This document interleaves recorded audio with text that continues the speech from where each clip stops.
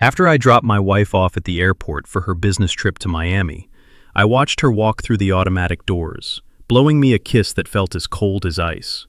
I put the car in drive, ready to head back to the quiet life of a retiree. But my 8-year-old son in the back seat grabbed my shoulder. His grip was tight, desperate, shaking. He whispered, "Dad, we cannot go home. Mom is not going to Miami." I heard her on the phone in the bathroom. She told Blake to come over tonight to clean up the trash. She said the trash is you. I froze, my hands gripping the steering wheel until my knuckles turned white. 10 minutes later, I realized my son just saved my life. My name is Walter Jefferson. I am 69 years old, a retired postman living on a pension in the suburbs of Atlanta. At least, that is what everyone thinks. That is what my wife Cassandra thinks. That is what my daughter Kendra thinks.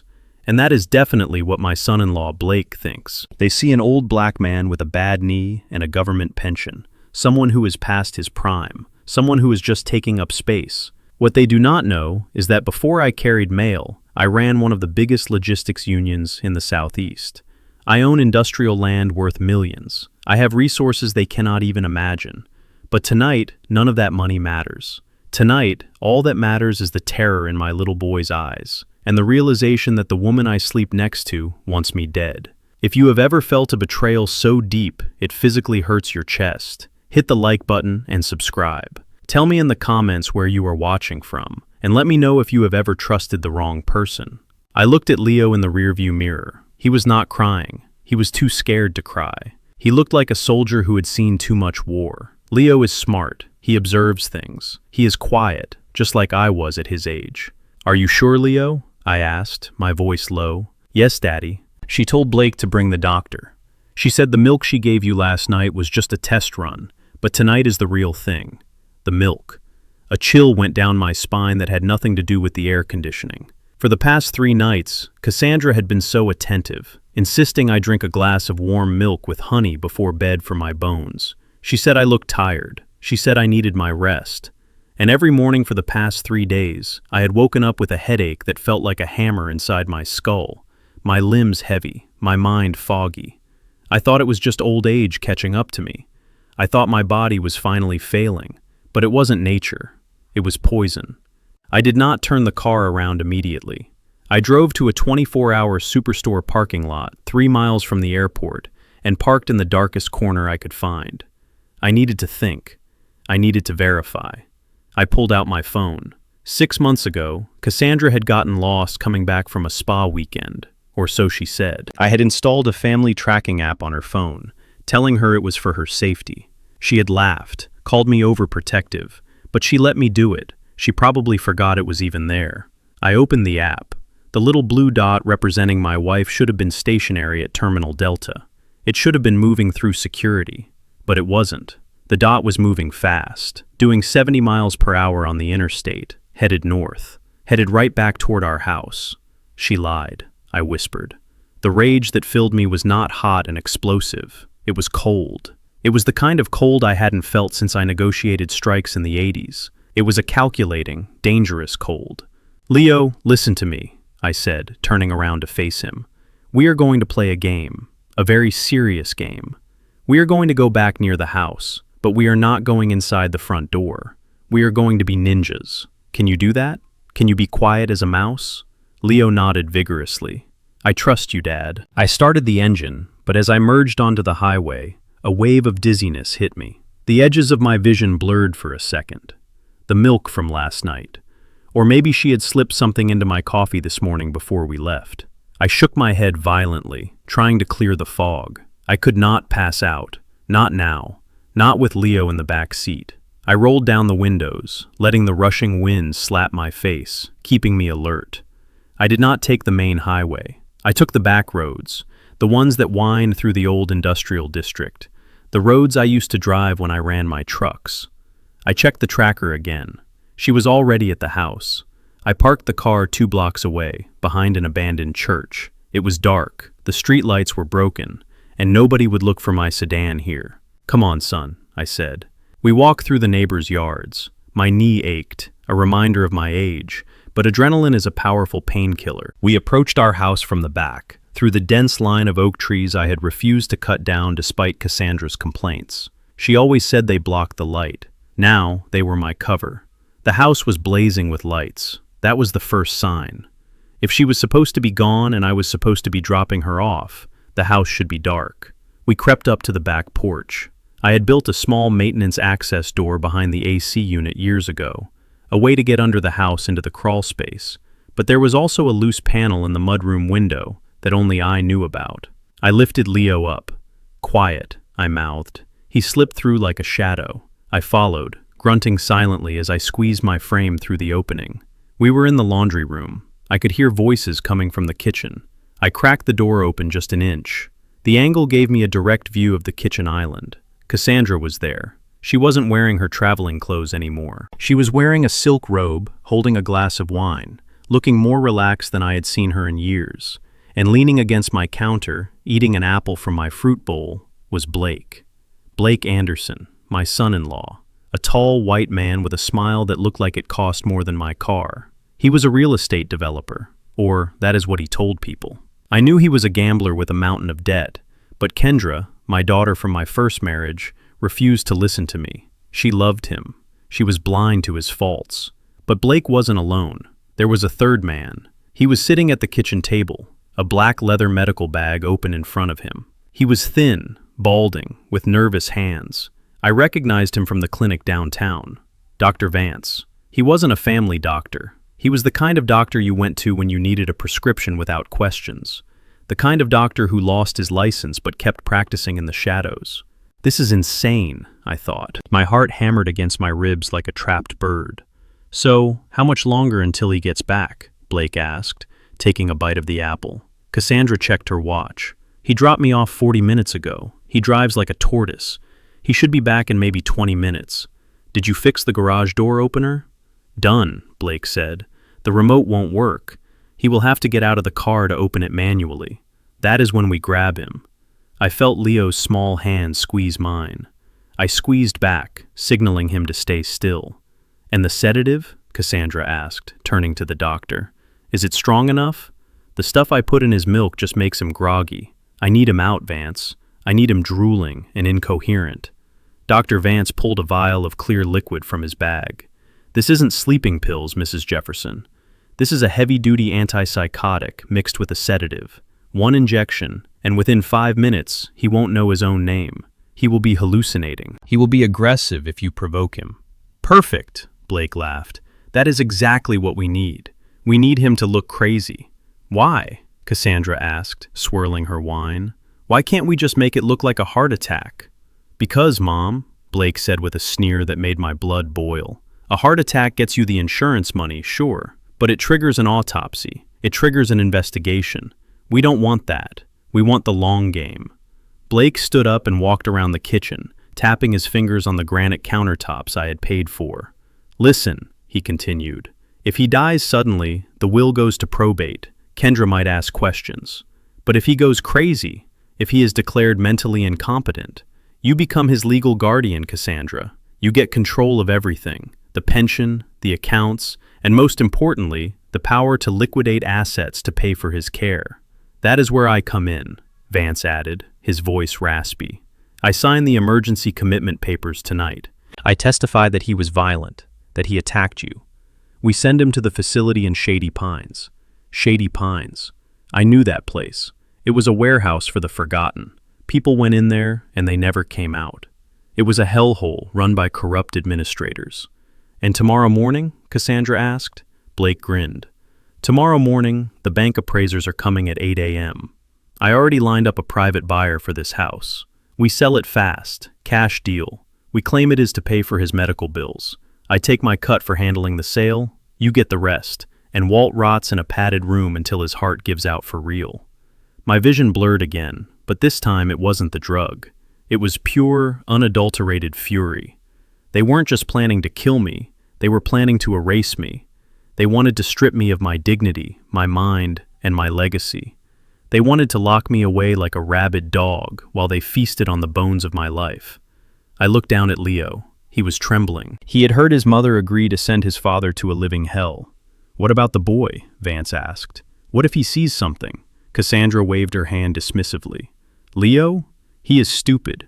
He is always in his room playing those video games. I will tell him Daddy got sick and had to go to the hospital. He believes anything I say.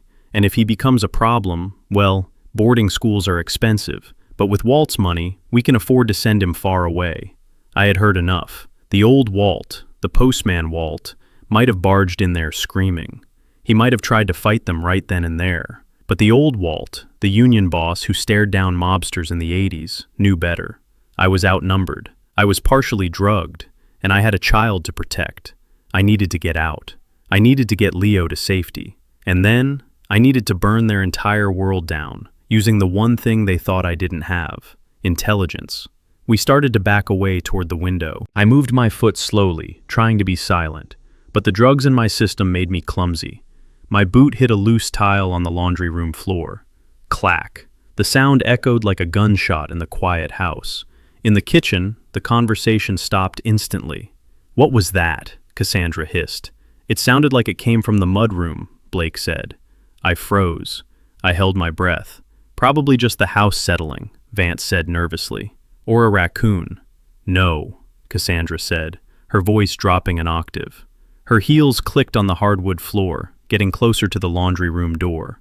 I know this house. That was the loose tile. Someone is in there. We were trapped. The window was too small to exit quickly with my bad knee. If I went out the way we came, she would see us before I got halfway through. Blake, check the back door, Cassandra ordered. I looked around frantically. There was nowhere to hide. The laundry room was tiny.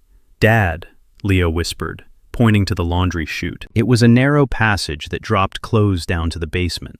I had built it wide enough for blankets, but was it wide enough for a man? Go, I whispered to Leo. Slide down. Land on the pile of clothes. Do not make a sound. He hesitated. Go! I pushed him gently. He slid into the darkness of the chute just as the doorknob to the laundry room began to turn. I didn't have time to follow him. I was too big. If I tried, I would get stuck, and they would find me with my legs hanging out, helpless. I looked at the window. It was my only chance. I ignored the pain in my joints and threw myself at the open panel, scrambling through it just as the door flew open. I tumbled onto the grass outside, landing hard on my bad shoulder. Pain shot through my arm, sharp and blinding. Hey! I heard Blake shout from inside. He is running! Get him! I scrambled to my feet. I couldn't run to the car. It was too far. I couldn't go to the basement to get Leo. They would corner me. I had to draw them away. I had to be the decoy. I ran toward the woods at the edge of the property, limping, gasping for air. The drugs were fighting me, making the ground tilt and sway. I heard the back door slam open. There he is! It is the old man, Blake yelled. He is trying to get to the neighbors. Don't let him talk to anyone, Vance screamed. I wasn't running to the neighbors. I was running to the old shed at the bottom of the hill, the one place where I kept something from my past life, something I hoped I would never have to use again. My lungs burned. My vision swam. I could hear Blake's heavy footsteps pounding the grass behind me.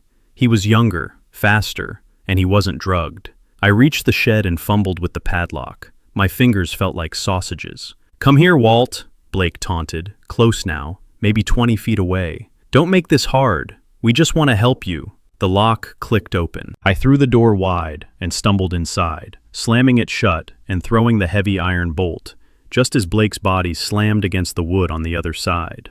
Open up, old man, Blake shouted, pounding on the door. It is over. I leaned against the door, sliding down to the dirt floor, fighting the darkness that threatened to swallow my mind.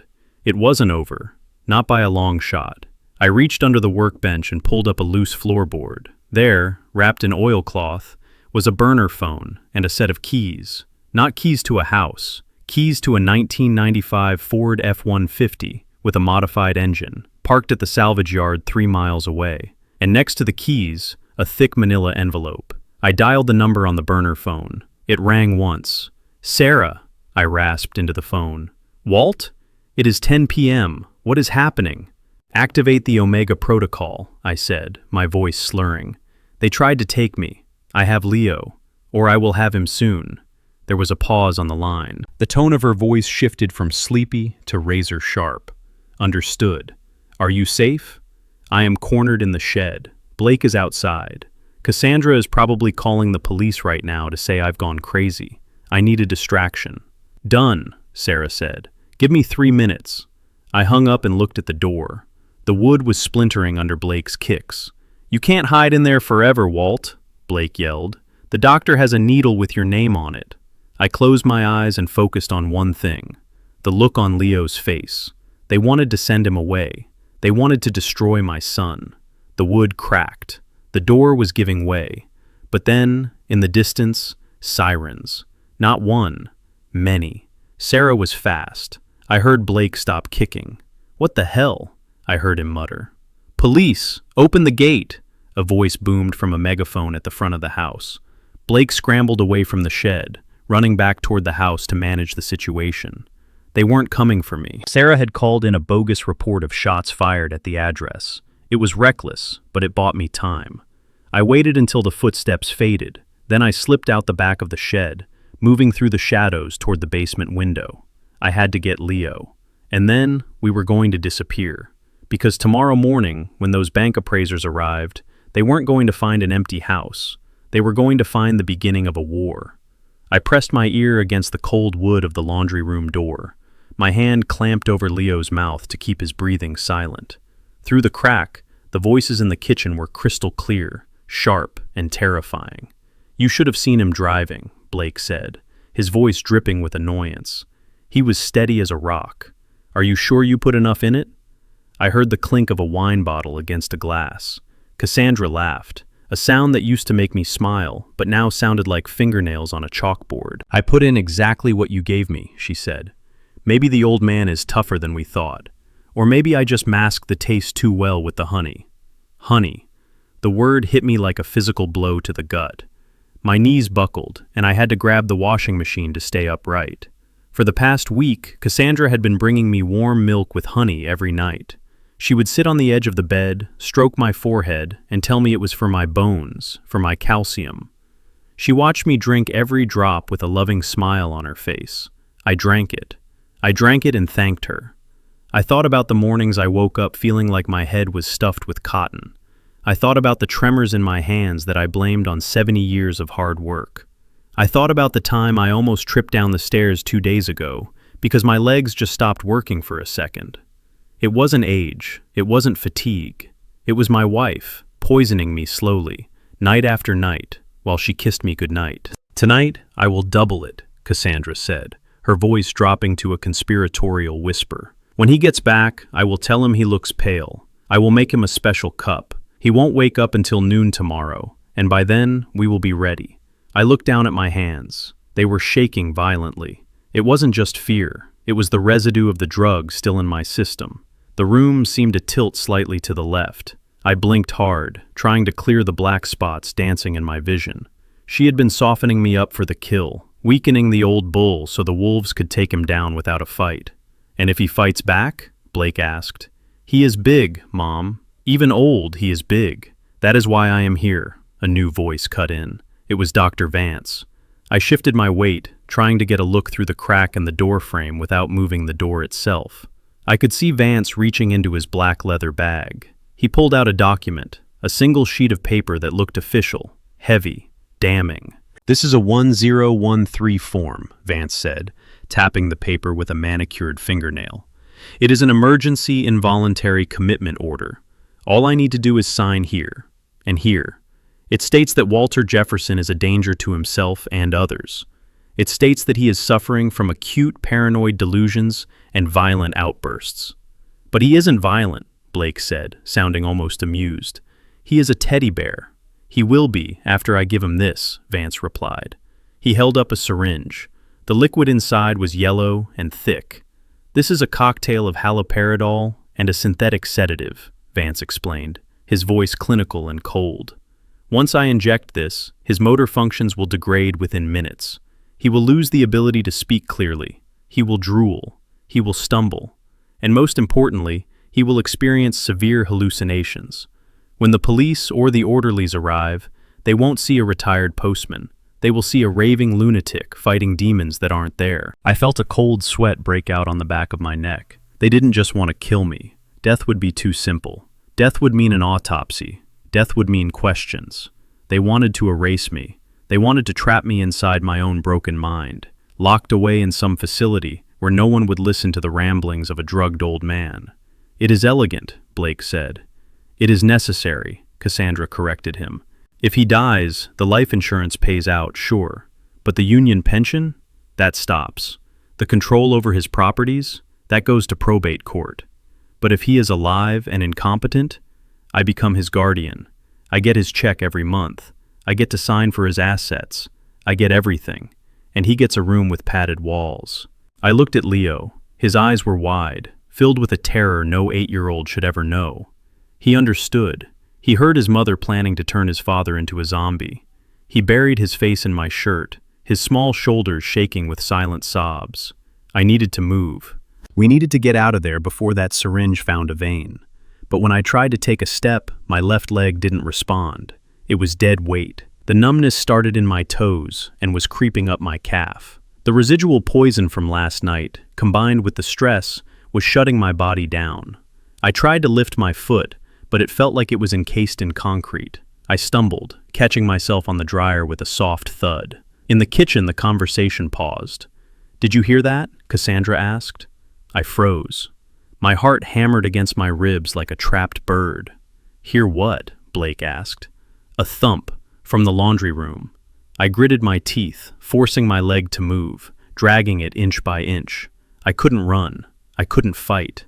Not like this. If Blake came through that door right now, he would overpower me. I was a sitting duck. We had to leave, but I needed insurance. I needed someone on the outside to know what was happening. If they took me tonight, if that needle went into my arm, I would disappear. I needed a lifeline. I reached into my pocket for my phone. My fingers felt like sausages, thick and clumsy. I pulled the phone out, the screen lighting up the dark laundry room like a beacon. I quickly dimmed it, pressing it against my chest. I couldn't call the police. Cassandra would play the victim. She would say I was having an episode. Dr. Vance would show his badge and his paperwork. They would believe the white doctor and the crying wife over the confused, stumbling black man every time. I knew how the world worked. I needed Sarah. Sarah Jenkins was not just a lawyer. She was the daughter of my old union partner. I had paid for her law school. I had watched her grow into a shark in a suit. She was the only person in the world who knew about the accounts, about the land, about who I really was. I opened my messages. My thumb hovered over her name. I couldn't type a long explanation. My hand was shaking too badly, and every second counted. I typed 2 words, Code Omega. It was a signal we had established 10 years ago, when I first set up the blind trusts. It meant the worst had happened. It meant I was compromised. It meant initiate the scorched earth protocol. I hit send. The little swoosh sound of the message sending seemed deafening in the silence. Checking the laundry room, Blake announced. I saw the doorknob begin to turn. "Dad," Leo whispered, tugging on my hand. The window. He was right. The small window above the washing machine. It was tight, but it was the only way out. I couldn't go back through the house. I shoved the phone into my pocket. I grabbed Leo under the arms and hoisted him up onto the washing machine. "Go," I wheezed, the numbness now spreading to my hips. "Open it. Slide out. Run to the big oak tree." Leo struggled with the latch. It was rusted shut. Blake was at the door. I could see the shadow of his feet under the crack. "Hurry, son," I whispered, putting every ounce of my remaining strength into holding him up. The latch gave with a screech of metal on metal. Leo pushed the window open and scrambled through, tumbling onto the grass outside. I tried to pull myself up. My bad knee screamed in protest. My arms shook. I was half in, half out of the window when the laundry room door flew open. Light flooded the room. "There he is!" Blake shouted. I kicked back hard, my boot connecting with something soft. I heard Blake grunt. I pulled myself through the window, scraping my stomach on the sill, and fell onto the damp earth outside. Pain exploded in my shoulder, but I rolled to my feet. Or tried to. My legs were like jelly. I was a drunk man trying to run a marathon. "Get him! He is trying to run!" Vance yelled from inside. I saw Leo waiting for me by the oak tree, his face pale in the moonlight. "Run, Leo!" I gasped, limping toward him. "Don't wait for me!" He didn't move. He grabbed my hand and pulled. "I won't leave you, Dad." We stumbled into the darkness of the backyard, the shouts of my family echoing behind us like the hounds of hell. The poison was in my blood, but the rage was in my heart, and as long as I had breath in my lungs, they were not going to put me in that cage. I checked my phone as we hit the tree line. One new message from Sarah. Received. The cavalry is coming. I shoved the phone back in my pocket and focused on putting one foot in front of the other. They thought they were hunting a senile old man. They were about to find out they were chasing a ghost. We were frozen in the laundry room shadows, the silence of the house pressing down on us like a physical weight. My hand was still clamped over Leo's mouth, and I could feel his small heart hammering against my chest like a trapped bird. We just needed to get to the window. We just needed 10 seconds of luck. But luck was not on the menu tonight. Leo shifted his weight, just a fraction of an inch, preparing to climb. His sneaker came down on something soft and rubbery on the floor. It was a dog toy, a squeaky rubber bone, belonging to the retriever we had buried 2 years ago. We hadn't had a dog since, but the toy had somehow migrated under the dryer, lying in wait for this exact moment. Squeak! The sound was high-pitched, cheerful, and absolutely terrifying. It cut through the tension in the house like a gunshot. In the kitchen, the conversation died instantly. What was that? Cassandra hissed. Her voice had changed. It was no longer the voice of the woman who kissed me goodbye at the airport. It was the voice of a predator who just heard a twig snap in the forest. I pulled Leo back against me, pressing us into the corner behind the water heater. It sounded like a toy, Blake said, his voice uncertain. Cassandra did not hesitate. I heard the sharp, rhythmic click of her heels on the hardwood floor. Click, click, click. She was walking toward the laundry room. She wasn't scared. She was hunting. "Did you leave the boy here?" Vance asked, his voice nervous.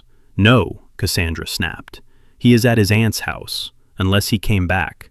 Unless that useless old man came back." She was 10 feet away, 8 feet. I could see her shadow stretching under the doorframe, elongated and distorted. I looked at the window. It was too high for Leo to reach quickly without noise. If we moved now, she would hear the scuffle. If we stayed, she would open the door and Vance would have that needle in my neck before I could lift my heavy arms. I needed a distraction. I needed to make her look away, just for a second. My hand brushed against my pocket. I felt the burner phone I had bought yesterday, the cheap plastic flip phone I used for my private business dealings. It was a risk. If she found it, she would know I had secrets. But if I didn't use it, I wouldn't have a life to keep secret. I pulled the phone out. I didn't turn it on. I weighed it in my hand. It was light, plastic. "Dad?" Leo mouthed, tears welling in his eyes. I put a finger to my lips. I looked at the small ventilation gap above the back door, a tiny square of mesh used for airflow. It was a long shot. Cassandra's hand touched the doorknob. I saw the brass handle begin to turn. I threw the phone. I didn't throw it at the window. I threw it with a sidearm flick through the open door leading to the garage, which was just to our left.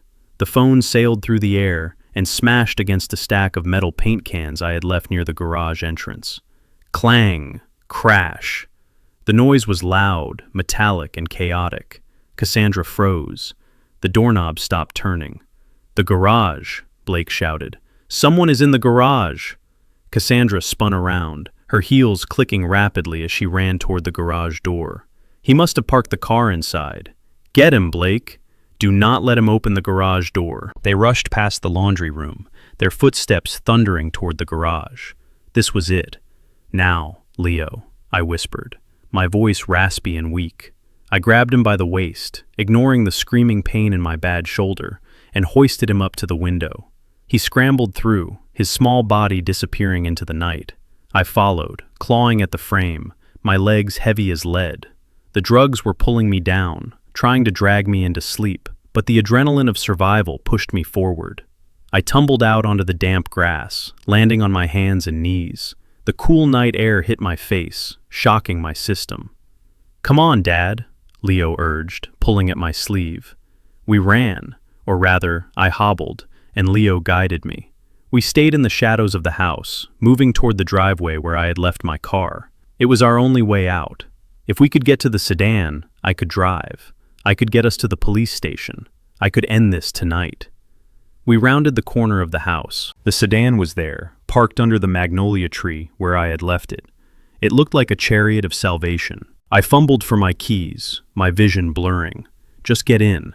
Just start the engine. But as we got closer, my heart sank into my stomach. The car was sitting too low. It was tilted at an awkward angle. I stumbled up to the driver's side and fell to my knees. The tires weren't just flat. They were shredded. Long, jagged gashes had been carved into the rubber. The rims were resting in the dirt. I looked at the other tires. Slashed. All 4 of them. Blake. He hadn't just come to poison me. He had come prepared. He knew that if the drugs didn't work, if I woke up, I would try to run. He had crippled my car before he even walked into the house. This wasn't a crime of passion. This was a tactical strike. "They are flat, Dad," Leo whispered, his voice trembling with new panic. "We can't drive." I looked back at the house.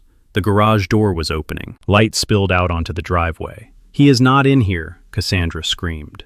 "Check the yard." They were coming, and I was stranded with a crippled vehicle and a body that was shutting down. "We can't take a taxi," I muttered, my tongue feeling thick. "They will see the lights. They will hear it, and I can't wait 5 minutes. They will find us in 2. I looked at the woods behind our property.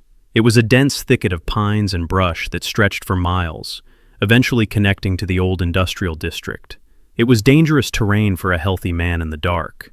For a drugged 69-year-old, it was a gauntlet, but it was the only way. "Into the trees, Leo," I said, grabbing his hand. "We have to walk." "Walk where?" Leo asked, looking at the dark, forbidding forest. "To safety," I said. We plunged into the tree line just as Blake rounded the corner of the house, a flashlight beam cutting through the darkness. The light swept over the sedan, illuminating the slashed tires. "He knows," Blake yelled. "He saw the tires. He is on foot." I pulled Leo down behind a thicket of holly bushes. The flashlight beam swept over our heads, missing us by inches. "Find him," Vance shouted. "If he gets to a neighbor, we are all going to jail." We crawled on our bellies through the dirt and pine needles, moving deeper into the woods until the lights of the house faded to a glow. I forced myself to stand up. My legs felt disconnected from my body, like I was walking on stilts. "We have to keep moving," I told Leo. "Do not let go of my hand." The trek was a nightmare. 3 kilometers. That was the distance to the old trucking yard. On a normal day, I could walk it in 40 minutes. Tonight, it felt like climbing Everest. The drugs were playing tricks on my mind. The shadows of the trees began to twist and warp, looking like grasping hands. I saw faces in the bark. I heard whispers in the wind. I knew they were hallucinations, the side effects Vance had promised, but knowing didn't make them less terrifying. "Dad, you are walking funny," Leo said, his voice tight with fear. "I am okay, son," I slurred, stumbling over a root. "Just a little tired." I wasn't okay. My heart was racing, an erratic rhythm that made my chest ache. I was sweating profusely, cold, clammy sweat that soaked my shirt. Every step was a battle of will against chemistry. We crossed a shallow creek, the icy water soaking my boots. I slipped on a mossy rock and went down hard, face first into the mud. "Dad!" Leo cried, trying to pull me up. I lay there for a second, the mud cooling my burning face. It would be so easy to close my eyes. Just for a minute, just to rest. No, if I slept, Leo died. Or worse, he went back to them. I gritted my teeth and pushed myself up, groaning as my joints popped. I was not a postman. I was not a victim. I was Walter Jefferson, and I had built an empire from nothing. I would not die in the mud. We pushed on. Finally, through the trees, I saw the chain-link fence. To anyone else, it looked like a derelict lot, overgrown with weeds, filled with rusting shipping containers and old tires, a relic of the city's industrial past. To me, it was Fort Knox.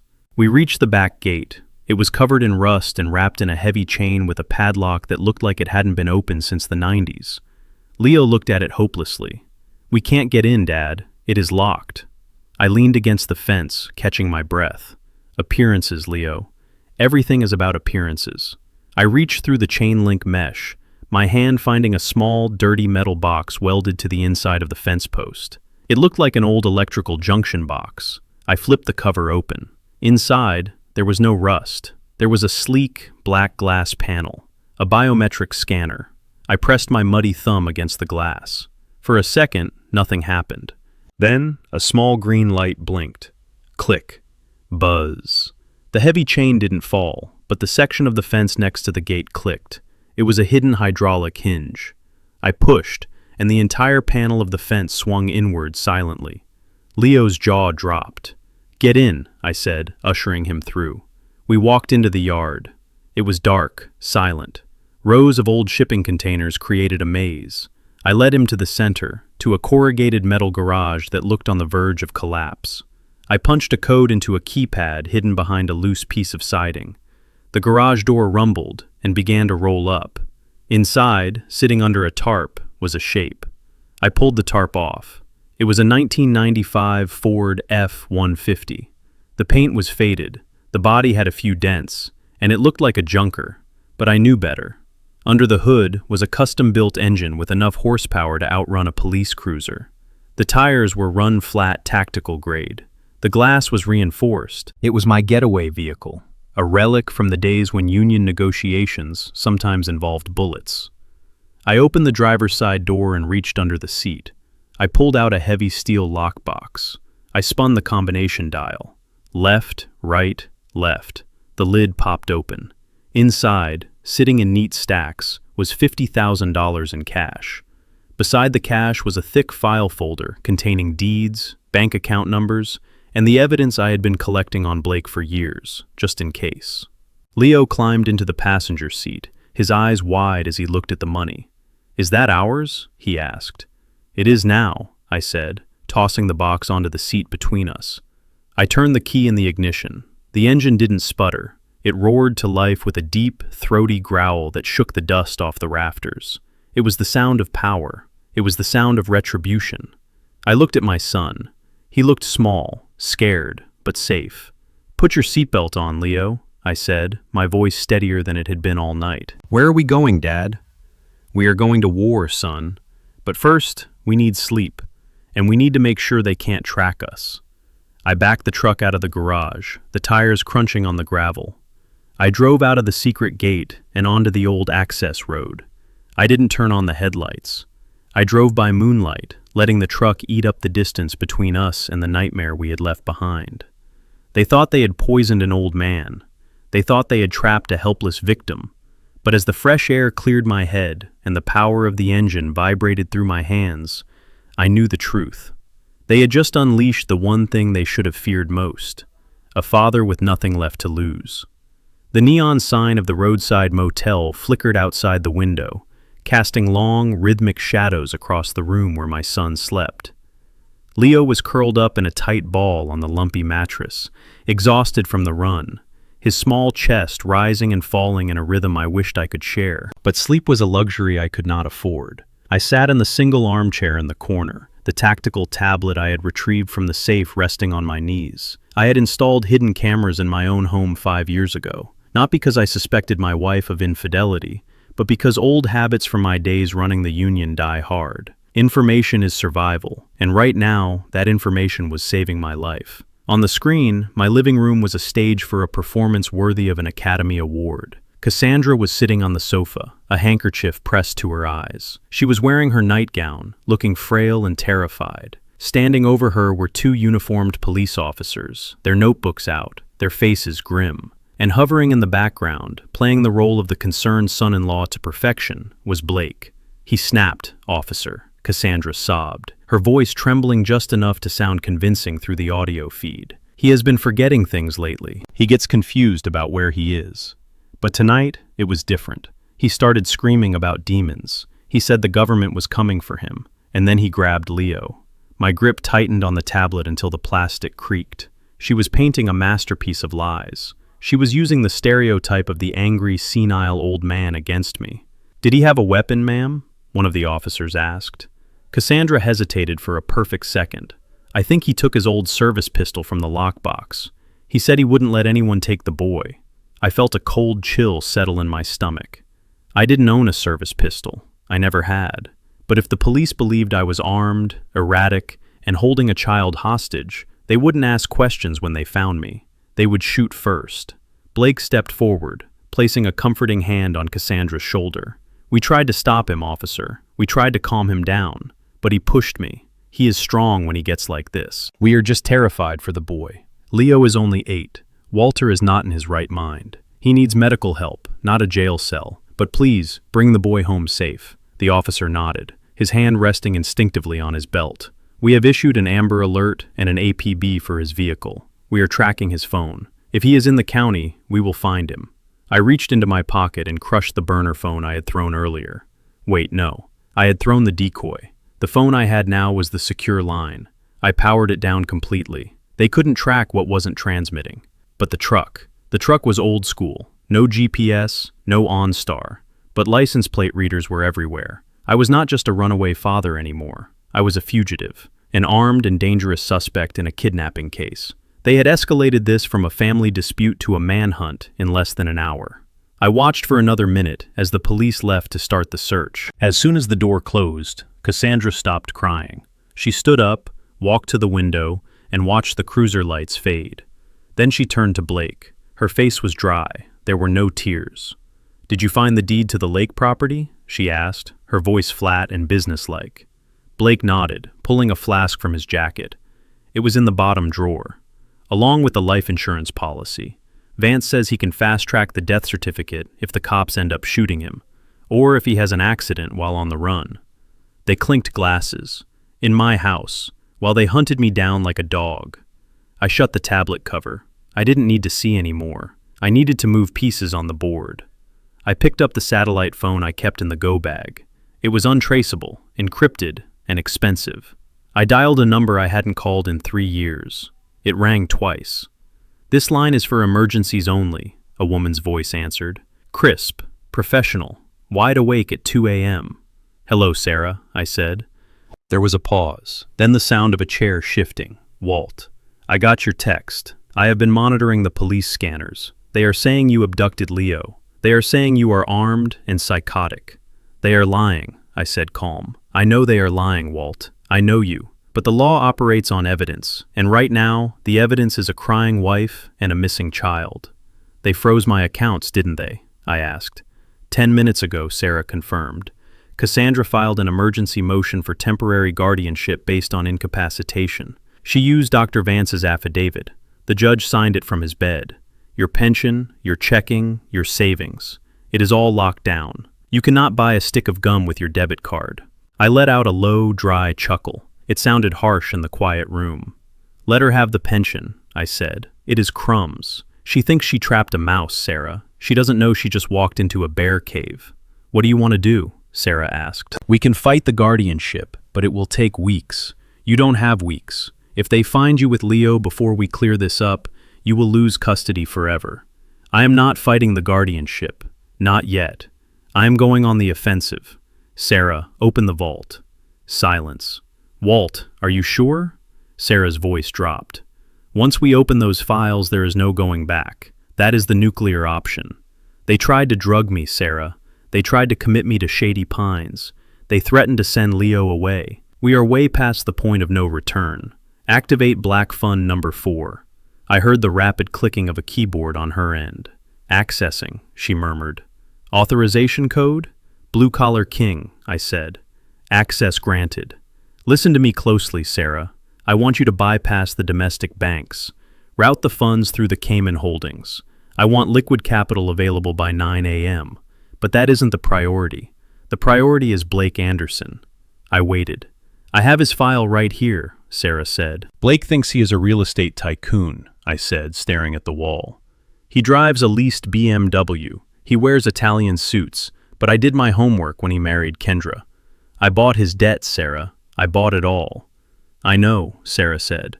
"You bought the promissory notes from the shadow lenders in Vegas. You bought the lien on his construction company from the bank when he defaulted last year. You own him, Walt." "I held those notes because I wanted to give him a chance," I said, my voice hardening. "I wanted to see if he would turn it around for Kendra's sake. I wanted to be a benevolent father-in-law. But tonight, he tried to put me in a cage. So I want you to call the notes." "All of them?"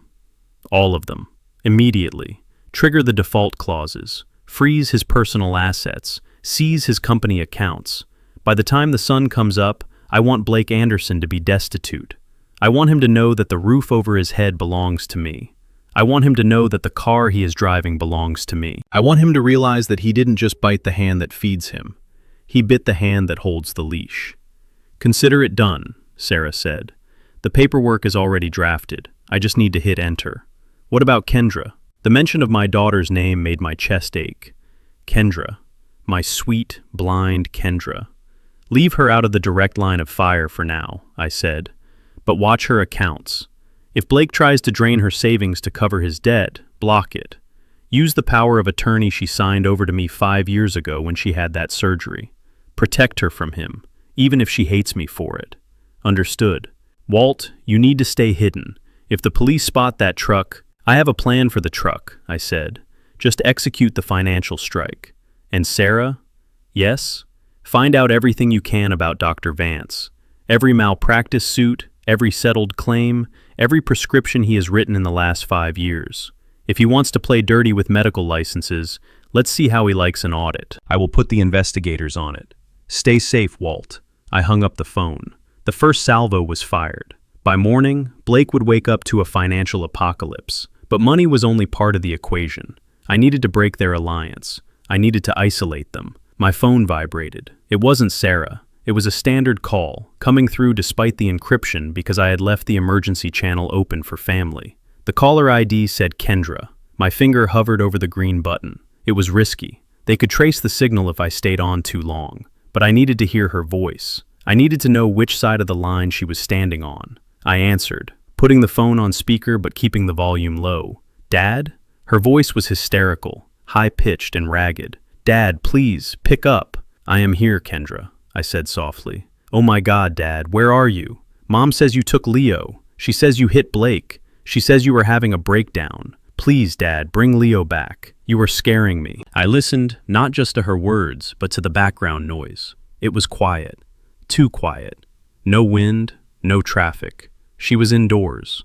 Kendra, listen to me carefully, I said. I did not hit Blake. I did not take Leo against his will. Your mother and your husband tried to drug me. They tried to have me committed so they could sell the house. Stop it, Kendra screamed. Stop saying crazy things. Blake told me everything. He told me you have been talking to yourself. He told me you forgot who he was yesterday. He loves you, Dad. He is trying to help you. Just come home. We can fix this. The doctor is still there. He can give you something to help you sleep. My heart broke. She wasn't just scared. She was brainwashed. Blake had been working on her for months, maybe years, planting seeds of doubt about my sanity, isolating her from me. Kendra, is Blake with you? I asked. No, she said quickly. Too quickly. I am alone at home. I closed my eyes. She was lying. I could hear it in her breath. I could hear the faint rustle of fabric. Someone was standing right next to her. Put him on, Kendra, I said, my voice turning to steel. What? No, I told you I am...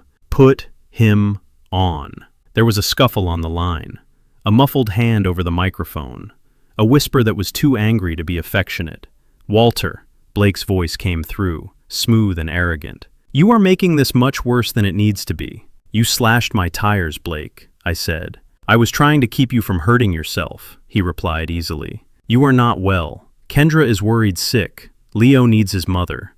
Tell me where you are. I will come pick you up myself. No police, just family. Family, I repeated. Is that what we are? Of course. Look, just tell us where you are. We can put this all behind us. The papers Vance has, we can tear them up. We just want you safe. He was smooth. He was a salesman.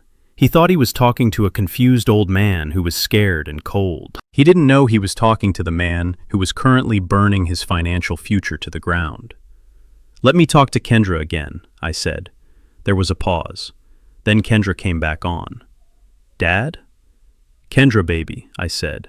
I need you to do something for me. I need you to meet me. Meet you? Where? I can't tell you over the phone, but I need to see you. Alone. Without Blake, without Mom, just you. I need to explain. She hesitated. I could feel her looking at Blake for approval. Okay, Dad, she said, her voice trembling. Okay, tell me where.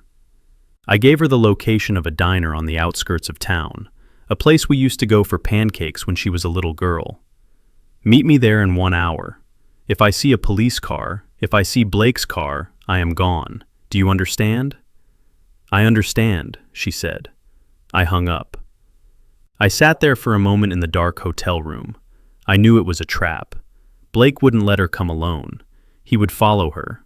Or he would put a tracker on her car. Or he would call the police and send them to the diner ahead of time. He thought he was hunting me. He thought he was going to corner the rat.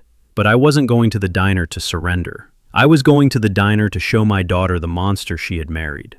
I had to break his hold on her, and the only way to do that was to let him show his true face. I looked at Leo.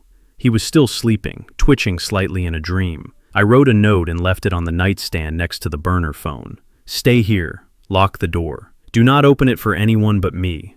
If I am not back in 2 hours, press the red button on the phone. It calls Sarah. She will come for you. I kissed his forehead. Then I checked the load in my pockets. The cash, the keys, and the small high-tech voice recorder I had used to catch corrupt foremen in the 90s. It was time to go. It was time to walk into the trap and spring it from the inside. I did not go to the diner. I knew Blake better than he knew himself. He would have sent a scout, or he would be sitting in a car down the block watching through binoculars. I parked the truck 3 blocks away, in the shadows of an underpass, and watched the diner from a distance. Sure enough, a black SUV with tinted windows was idling across the street. Blake wasn't taking chances. I sent Kendra a text from the burner phone. Change of plans. The supermarket on 4th. The loading dock behind the store. You have 5 minutes. I saw her car, a silver sedan, pull out of the diner parking lot. The black SUV followed her for a block, then hesitated. Blake was confused. He hadn't intercepted the new text because it wasn't on the family channel. He turned left when she turned right. I had lost him. For now. I drove the truck around the back of the massive 24-hour supermarket. It was a concrete canyon of dumpsters and wooden pallets, illuminated by flickering yellow security lights. It was the kind of place where deals were made and secrets were buried. It was my kind of office. Kendra pulled up 2 minutes later. She stepped out of her car looking like a ghost. Her eyes were red-rimmed, her hands shaking so hard she dropped her keys. "Dad," she sobbed, taking a step toward me. "Stop," I commanded. My voice wasn't the voice of her father. It was the voice of the man who used to stare down strikebreakers. She froze. "Give me your phone, Kendra." "What?" "No, I need it to—" "Give me the phone." She unlocked it and handed it to me with trembling fingers. I didn't look at her messages. I looked at the background processes running. There it was, a little gray icon hidden in a folder marked Utilities. Family Locator Pro. "Blake is tracking you," I said. "No, he promised he wouldn't. He said he trusted me to bring you in." I laughed, a harsh, barking sound. "He trusts you about as much as he trusts a rattlesnake. Look at the map, Kendra." I showed her the screen. It showed her exact location, accurate to within 3 feet. It showed her speed, her route, everything. "He knows you are here," I said, "and he is on his way." I looked around. A garbage truck was rumbling down the alley, the driver hopping out to attach a dumpster to the lift. Perfect. I walked over to the dumpster just as the hydraulic arms began to lift it. I threw Kendra's iPhone, an enticing $1,200 piece of glass and metal, right into the center of the rotting vegetables and coffee grounds. "Dad, what are you doing?"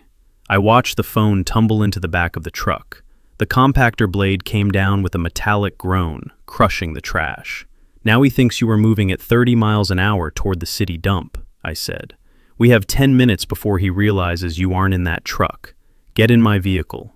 We sat in the cab of the Ford. The engine idled with a low rumble. Kendra hugged herself, shivering despite the warmth of the heater. "Why are you doing this?" she whispered. "Why did you take Leo? Why are you acting so crazy?"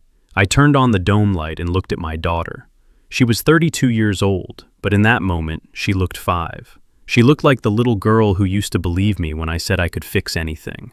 "I didn't take Leo, Kendra. I saved him. And I am not crazy. But you need to answer a question for me, and if you lie, I walk out of that door and you never see me again." She nodded, tears streaming down her face. "Why did you sign the papers to have me committed to Shady Pines?" Her face crumpled in genuine confusion. "Committed? Dad, I didn't sign commitment papers. I signed insurance forms. Blake said you were in trouble. He said you had gotten mixed up with some bad people from your old union days. He said you owed money to the mob." The mob. I almost laughed. It was such a lazy lie, but it was exactly the kind of lie Blake would tell a woman who spent her life sheltered in the suburbs. "He told me they were going to hurt you," Kendra continued, the words spilling out in a rush. "He said they were going to hurt Leo. He said the only way to protect you was to get you into a secure medical facility where they couldn't reach you.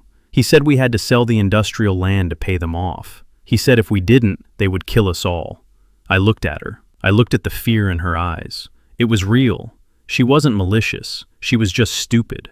She was blindly, dangerously loyal to a man who saw her as nothing more than a signature. "He played you, Kendra," I said softly. "No, Blake loves us. He is trying to save us. He is a businessman. He knows how these things work. He is a liar," I snapped, losing my patience. "There is no mob. There is no debt. I don't owe anyone a dime. In fact, most of this town owes me." I reached into the file folder Sarah had prepared. I pulled out a stack of papers and dropped them in her lap. "Read it." "What is this?"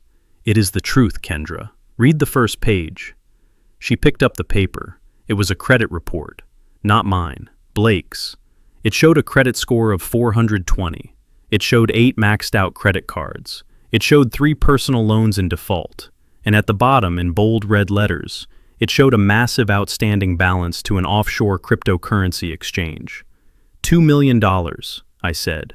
"Your husband lost $2 million betting on digital coins that don't exist." "He didn't lose my money, Kendra. He lost his, and then he lost yours." She shook her head, denial etched into every line of her face. "No, this isn't right. He is a developer. He has projects. He showed me the blueprints. He has debt," I corrected. "Look at the next page." She turned the page. It was a property deed, her property deed, the house her mother had left her in her will, the house she had grown up in, the house she lived in now. She gasped. Her hand flew to her mouth. It says there is a second mortgage, and a third. He forged your signature, Kendra. He leveraged your home to the hilt 3 months ago. He bet the house on a sure thing, and he lost. You don't own that house anymore. The bank does, and they are about to foreclose. She started to hyperventilate, short, sharp gasps of air. He told me he paid it off. He told me we were free and clear. He lied. He needs my land, Kendra. My industrial lot isn't worth $2 million like he told you. It is sitting in the middle of the new Amazon distribution zone. It is worth $15 million. He wants to commit me so he can become my guardian. He wants to sell my land for a quick cash influx to pay off his bookies and cover his tracks before the bank takes your home. He isn't trying to save me from the mob. He is trying to save himself from prison." Kendra dropped the papers. She looked out the window at the brick wall of the supermarket. She looked like she was going to be sick. "He used me," she whispered. "He made me sign the papers to lock up my own father. He counted on you being weak," I said brutally. "He counted on you trusting him more than you trust your own eyes. He counted on you being the good, obedient wife who doesn't ask questions about money." She turned to me, her eyes burning with a sudden, fierce anger. "Where is he? I am going to kill him." "No," I said, grabbing her wrist. "You are not going to do anything. I have to confront him. He stole my house. He tried to hurt you." "If you confront him now, we lose," I said, my voice hard. "He is desperate, Kendra. A desperate man with a $2 million hole in his pocket is dangerous. If he knows you know, he will run. Or worse, he will hurt you. And he will definitely hurt Leo if he finds us." "Then what do I do?" she pleaded. "Dad, tell me what to do." I looked at my watch. The garbage truck was long gone. Blake would be realizing soon that the signal was moving away from the city. "You are going to go back home," I said. "What?" "I can't go back there. I can't look at him." "You have to. You have to be an actress, Kendra. You have to go back and tell him you couldn't find me. You have to tell him I called you and I sounded crazy. You have to tell him I was ranting about the CIA and aliens. You have to feed his narrative." She shook her head violently. "I can't. He will know. He always knows when I am lying." "He doesn't know you," I said. "He knows the victim he created. He doesn't know the daughter of Walter Jefferson. You have my blood in your veins, girl. You are stronger than you think. You need to buy me 24 hours. "Why? What happens in 24 hours? "In 24 hours, the trap snaps shut. Sarah is preparing the legal nuke. But I need him to feel safe. I need him to think he is winning. I need him to think I am a senile old man wandering the streets, not a threat. Kendra took a deep breath. She looked at the papers in her lap, then at me. He mortgaged Mom's house, she said, her voice cold. Yes. He tried to put you in a cage. Yes. Okay, Dad, I will do it. I will go back. I reached into the glove box and pulled out a small black device. It looked like a button. Put this under the coffee table in the living room, I said. It is a listening device. I need to know his next move. Can you do that? She took the bug and closed her fist around it. I will put it right under his nose. She opened the truck door and stepped down onto the asphalt. She looked different than she had 5 minutes ago. Her posture was straighter. The fear was gone, replaced by a simmering hatred. Dad? She asked, looking back up at me. Yeah? Make him pay. Take everything. I put the truck in gear. I intend to, baby girl. I intend to take it all. I watched her walk back to her car. She didn't look back. She got in, started the engine, and drove out of the alley. She was walking back into the lion's den, armed with nothing but a secret and a lie. I checked my phone. Sarah had sent another message. Vance's medical license was suspended in 2018 for overprescribing opioids. He was reinstated 6 months ago on probation. I smiled in the darkness. Dr. Vance wasn't just a corrupt doctor. He was a vulnerable one. He was the weak link, and I knew exactly how to break him. I drove the truck out of the loading dock, keeping to the shadows. It was time to pay a house call, but this time, I wasn't the patient. I was the surgeon, and I was ready to cut the cancer out of my life. I watched the rearview mirror as the blue and red lights flickered in the distance. They were miles back, but they were closing the gap. My old Ford engine growled low and steady, but I knew the math. I knew the roads. The police had set up a perimeter. They were expecting a fugitive running for the state line. They were expecting a desperate man heading for the border or the deep woods. They were not expecting a man who would turn around and drive straight back into the fire. I looked at the fuel gauge. I had enough gas to run for maybe another hour, but running was a young man's game. Running was what Blake wanted me to do. If I ran, I looked guilty. If I ran, I was the erratic, senile old man who kidnapped his son. I needed to change the narrative. I needed to be the victim. I pulled the truck into a dark service road behind an abandoned gas station. I had 5 minutes before the net tightened. I looked at my left arm.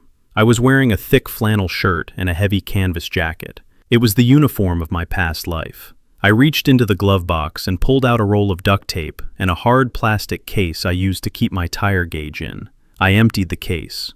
I placed the hard plastic shell against the flesh of my upper left arm, right over the deltoid muscle. I wrapped the duct tape around my arm tight, layer after layer. I secured the plastic shield until it felt like a second skin. It was crude armor, but it was all I had. Dr. Vance was a pill mill doctor. He was lazy. He wouldn't look for a vein. He would just jab the needle into the muscle to knock me out quickly. I tested the movement. The jacket hid the bulk of the plastic. To the naked eye, I was just a man in a coat. I picked up the burner phone. I sent one last text to Sarah. Package delivered. Returning to sender. I crushed the phone under my boot. I took a deep breath. This was the hardest part. I had to let go of the anger. I had to let go of the clarity. I had to become the confused, broken old man they said I was. I had to act like the poison was finally winning.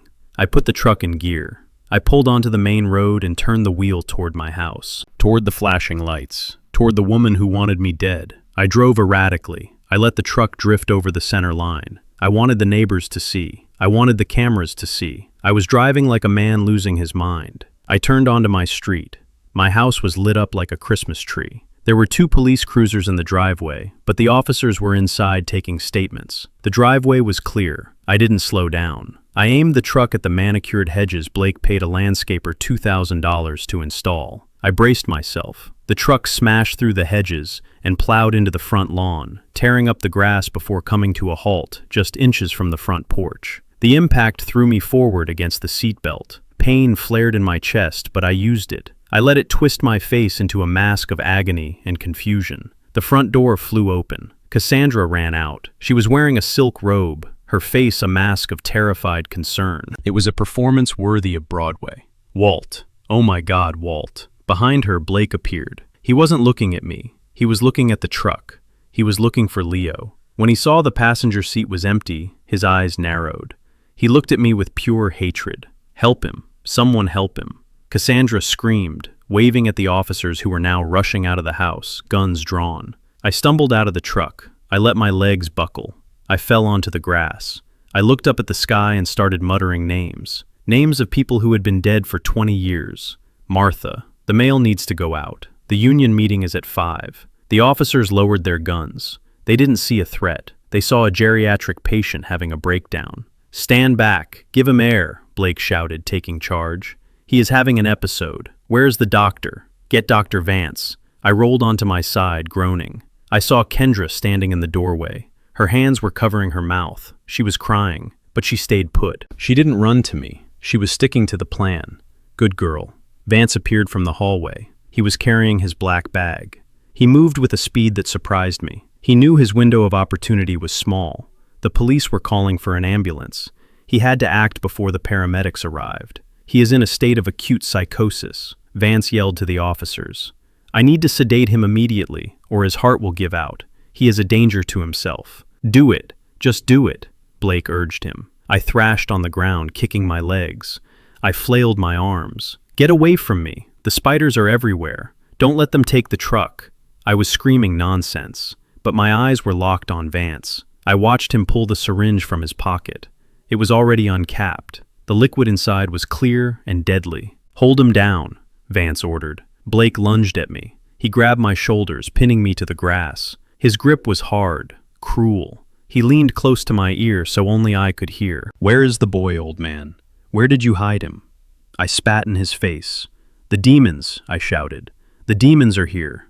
Blake wiped the spit from his cheek. His face twisted into a snarl. Vance kneeled beside me. He didn't swab the skin. He didn't check my pulse. He just raised the needle. I saw the silver tip glint in the porch light. I tensed my left arm. I pressed the tricep against the ground, locking the plastic shield in place. Vance brought the needle down in a violent stabbing motion. He aimed for the meat of my shoulder. I felt the impact. It was a hard thud. The needle punched through the canvas of my jacket. It punched through the flannel of my shirt.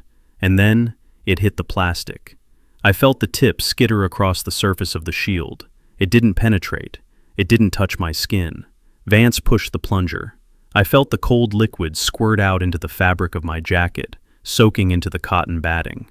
Vance pulled the needle back. He looked at it for a split second. He must have realized it hadn't gone in deep enough. He must have felt the resistance.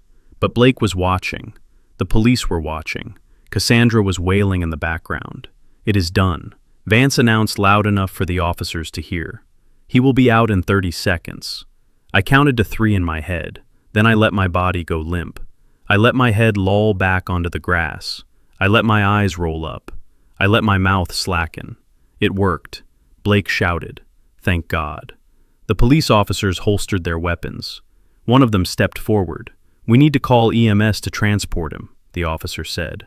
No, Cassandra interjected, stepping forward. She wiped her dry eyes. We have arranged for a private ambulance to take him to Shady Pines. Dr. Vance has already signed the papers. We don't want to burden the state. He is our responsibility. The officer looked at Vance. Vance nodded, sweating in the cool night air. The paperwork is in order. I have sedated him for transport. He needs specialized psychiatric care immediately. The county hospital isn't equipped for this level of dementia. The officer hesitated, then nodded. All right, folks, we will file the report. Let us know when you find the boy. My heart was hammering against my ribs, but I forced my breathing to be shallow and rhythmic. I was playing possum in a nest of vipers. They waited until the police cruisers backed out of the driveway. They waited until the taillights disappeared down the street. Then the performance ended. Cassandra stopped crying instantly. She smoothed her silk robe and looked down at me with cold, dead eyes. Get him inside, she ordered, before the neighbors start looking. Blake grabbed my ankles. Vance grabbed my shoulders. They dragged me like a sack of garbage across the lawn. My head bounced on the steps, but I didn't make a sound. I was dead weight. They dragged me into the living room and dumped me onto the rug. Is he out? Blake asked, kicking my leg. He is out cold, Vance said, wiping his forehead. That dose would knock out a horse. He won't wake up until tomorrow afternoon, and when he does, he won't know his own name. Blake laughed. It was a jubilant, victorious sound. We did it. The old bastard is done. Cassandra walked over to the sidebar and poured a drink. Her hand was steady. "Where is the boy?" she asked, taking a sip. "He must have dropped him off somewhere," Blake said. "It doesn't matter. Once Walt is in Shady Pines, we are the legal guardians. We will report the boy missing again in the morning. When the police find him, he comes straight back to us. And then we send him to that military school in Alabama, the one with the high fences." I lay there, eyes closed, listening to them celebrate my destruction. I felt the wet spot on my shoulder where the drug had soaked into my coat. It was cold against my skin, a reminder of how close I had come to oblivion. "Call the bank appraiser," Blake said. "Tell him to come at 7 a.m. I want this house sold by noon." "And the land?" Cassandra asked. "I already have the buyer for the industrial lot," Blake said. $2 million cash. We sign the papers as soon as the competency order is filed." $2 million. I almost smiled. My industrial lot, the one sitting in the middle of the new logistics corridor, was worth $15 million. I had a standing offer from Amazon for 12. Blake was selling it for pennies because he was desperate, because he was stupid, because he didn't know the value of what he was stealing. "Let's celebrate," Vance said. "I need a drink. My hands are shaking." They moved toward the kitchen. I heard the clink of glasses. I heard the pop of a cork. I opened one eye, just a slit. The room was empty. They were in the kitchen celebrating their victory. I sat up. My body was sore from the crash and the drag, but my mind was razor sharp. I reached into the lining of my boot. My fingers found the small round disc I had hidden there. The bug. I crawled silently toward the coffee table. I stuck the device under the wood, just as I had instructed Kendra to do. But I needed a backup. I needed to hear them now. I stood up. I moved like a ghost. I wasn't going to run away again. I was inside. I was the virus in their system. I crept toward the hallway that led to the bedrooms. I needed to find a place to wait, a place to listen. I slipped into the guest room, the one they used for storage. I closed the door, leaving it open a crack. I could hear them clearly now. "To the new owners of the Jefferson estate," Blake toasted. "To freedom," Cassandra replied. I sat on the floor in the dark and checked my watch. It was 3 a.m. Sarah would have the financial noose ready by 8 a.m. I had 5 hours. 5 hours to be a ghost in my own home. 5 hours to watch them destroy themselves before I even lifted a finger. I wasn't trapped with them. They were trapped with me. I woke up to the smell of cheap champagne and the sound of my wife laughing. It was a sound I used to love, a sound that used to make me feel like the luckiest man in Atlanta. Now it sounded like a funeral bell ringing in the distance. My head was throbbing, a dull, rhythmic ache from the sedative Dr. Vance had pumped into my jacket, but my mind was clawing its way back to the surface. I was lying on the twin bed in the guest room, the room we used to store winter coats and old exercise equipment. The room smelled of dust and mothballs. I tried to move my hands. I couldn't. My wrists were bound to the metal bed frame above my head. I tested the restraints. They were plastic, thick and rigid, heavy-duty zip ties. Blake's idea of security. He thought plastic could hold me. He looked at me and saw a retired postman with a bad knee. He didn't know about 1978. He didn't know about the time I spent in the brig during my service or the SEER training I took when I was young and full of fire. You do not pull against the plastic. You twist. You create friction. Or better yet, you find the weakness in the mechanism. I shifted my weight on the mattress. The bed frame had a sharp metal edge where the paint had chipped away years ago. I slid the plastic tie against the jagged steel, back and forth, sawing. It was slow work. My shoulders screamed in protest, and the drug residue made my vision swim. But the anger burning in my gut was a powerful fuel. I could hear them in the living room, the clinking of glasses, the murmur of voices. They were celebrating. They thought the game was over. They thought they had won. I worked the plastic against the metal. One strand gave way, then another. I gritted my teeth and yanked my wrists apart with a sudden violent jerk. Snap! The tie broke. My hands were free. I rubbed my wrists, bringing the circulation back to my fingers. I didn't stand up immediately. I slid off the bed and crawled to the door, moving on my hands and knees like I was back in the jungle. I pressed my ear against the wood. The celebration was getting louder. They were drunk on victory. They were drunk on the idea of my money. I heard Blake's voice. It was slurred and arrogant. "I talked to the buyer in Vegas," he was saying. He is wiring the deposit tomorrow morning. $2 million, Cass. 2 million cash for that patch of dirt and weeds out by the airport. 2 million. I sat there in the dark and I smiled. A cold, hard smile.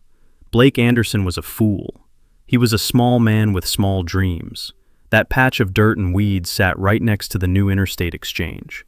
I had insider knowledge from my old union buddies. The zoning commission had just approved it for a massive distribution center. Amazon was scouting it. FedEx was scouting it. That land wasn't worth $2 million. It was worth $15 million, conservative estimate. I bought that land 30 years ago for pennies when nobody wanted it. I held on to it through recessions and market crashes. I paid the taxes on it every year, waiting for this exact moment in history. And Blake was about to sell it for scraps because he was desperate. He was selling a diamond for the price of glass to save his own skin. It covers everything, Cassandra cooed. Her voice drifted down the hallway.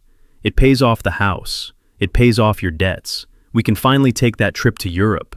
We deserve it, Blake, after dealing with him for so long. Dealing with me. I had given that woman everything. I had paid for her cars. I had paid for her clothes. I had put a roof over her head and food on her table. And she talked about me like I was a burden she had been carrying for years. But then the conversation shifted. The tone changed from greed to something darker, something that made the hair on the back of my neck stand up. "What about the brat?" Cassandra asked. The air in the room seemed to drop 10 degrees. "Leo," Blake said. "He is a problem. He saw too much tonight. He knows Walt didn't just snap. He saw us chasing him. He is 8 years old," Vance's voice chimed in. "Who is going to believe him over 3 adults? But you are right. He is a liability. Kids talk. Teachers ask questions. I don't want him here," Cassandra said. Her voice was ice. It was devoid of any maternal instinct. "He looks too much like Walt. Every time I see him, I see that old man judging me. I never wanted another kid at 40. I did it to keep Walt happy. I did it to secure the pension. I felt like I had been punched in the chest. She never wanted him. My son, my beautiful, smart, kind boy. He was just another pawn to her, just another way to get to my wallet."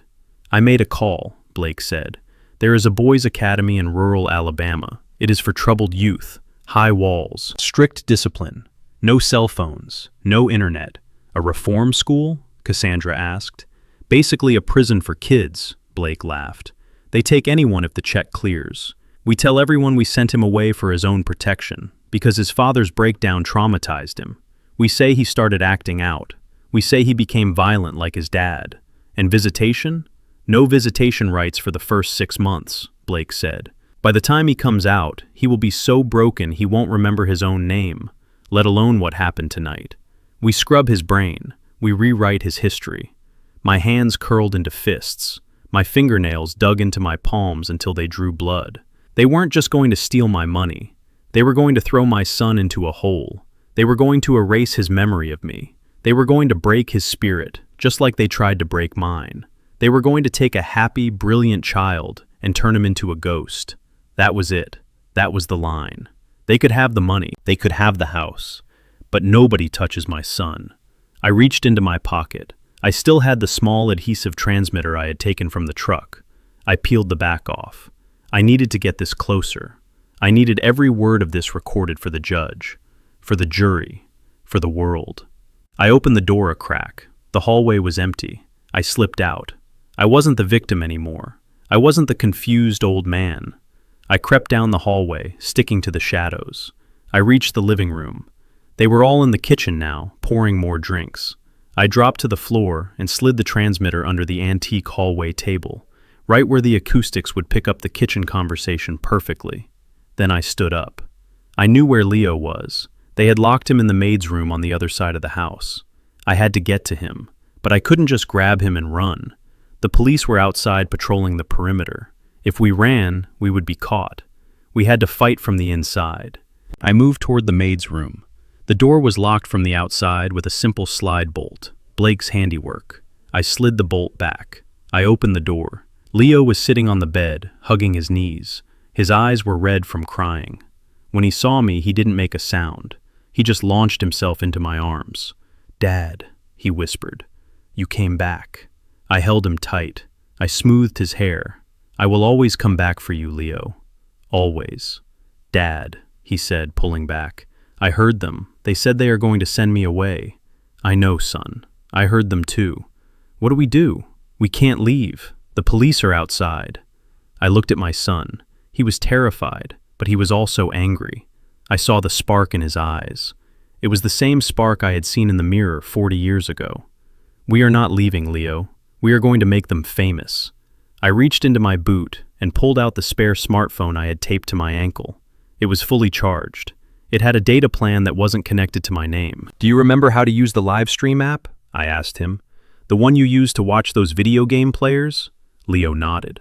Facebook Live or YouTube? Both, I said. I want you to take this phone. I want you to climb up into the air vent. You are small enough. The vent in this room connects directly to the vent in the kitchen. I knew this because I had built the house. I knew every screw, every nail, every duct. You want me to spy on them? Leo asked. I want you to broadcast them, I said. I want you to point the camera through the grate. I want you to stream it to the church group page. Stream it to the homeowners association page. Stream it to the union page. Leo took the phone. His hands were steady. They are saying bad things about you, Dad. I know. Now we are going to let the world hear what they are really saying. He dragged a chair over to the vent.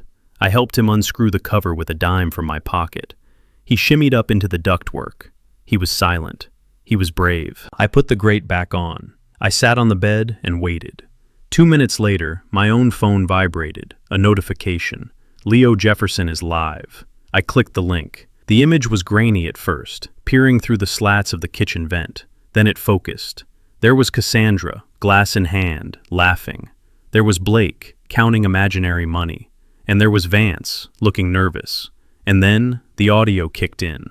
It is brilliant, Cassandra was saying. The old fool actually drove back here. He made it so easy. By tomorrow, he will be drooling in a cup, and we will be rich.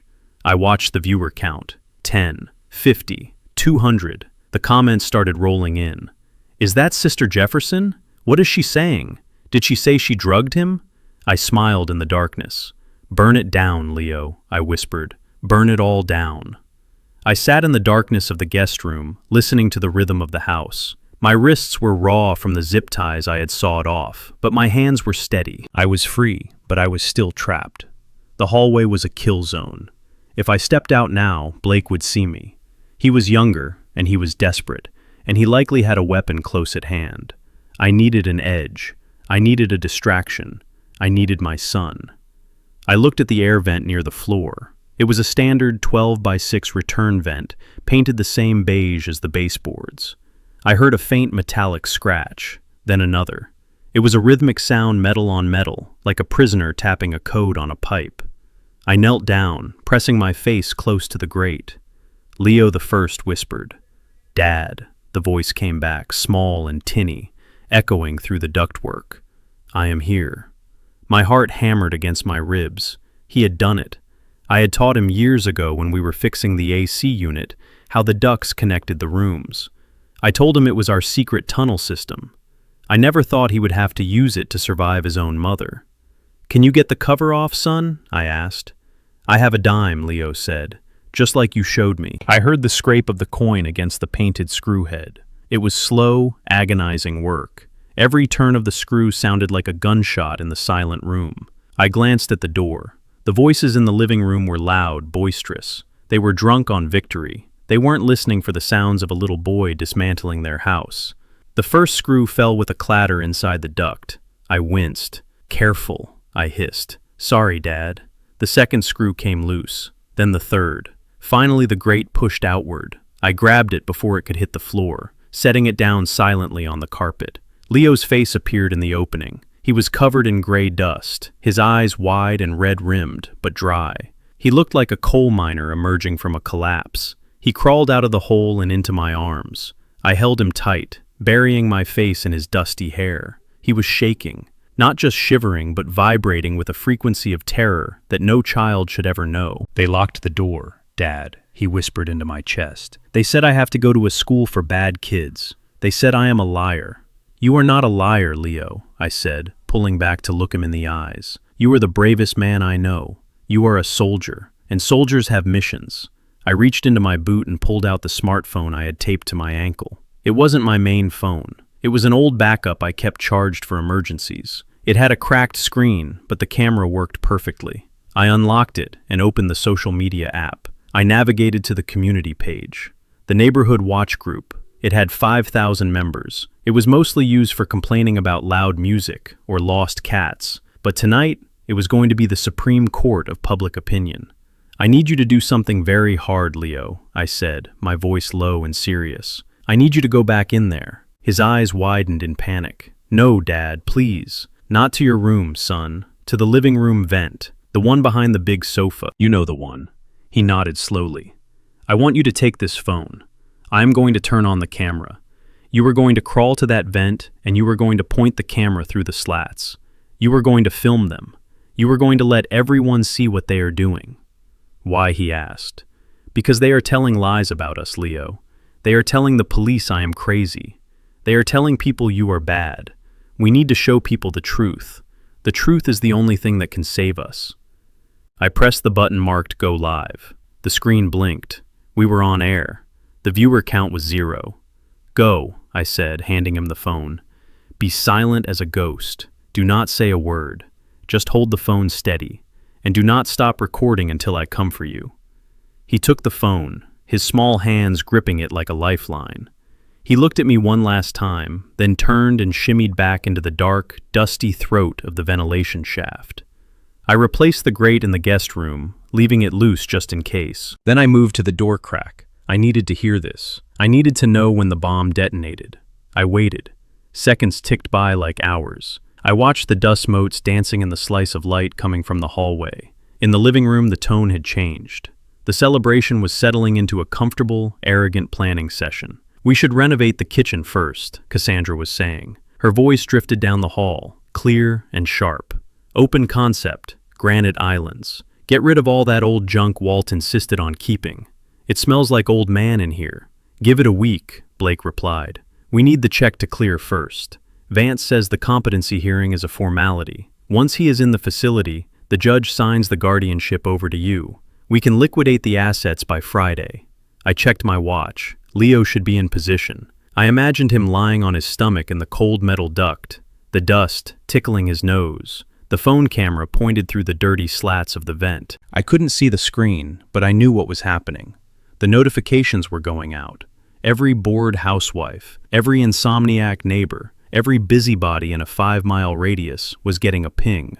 Walter Jefferson is live. In the living room, silence fell. Then I heard the distinct sound of a lighter flicking, the inhale of breath, the exhale of smoke. Cassandra was smoking in the house. I had never allowed it. It was my one hard rule. Now she was doing it as a final act of disrespect. God, I needed this, she sighed.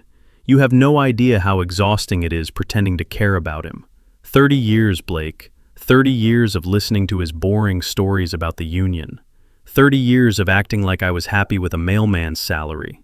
He had hidden money, Mom, Blake said. You know that. Hiding it from me, she spat. Stingy old bastard. He is tough, though, I will give him that. The poison I put in his milk last week would have killed a normal man.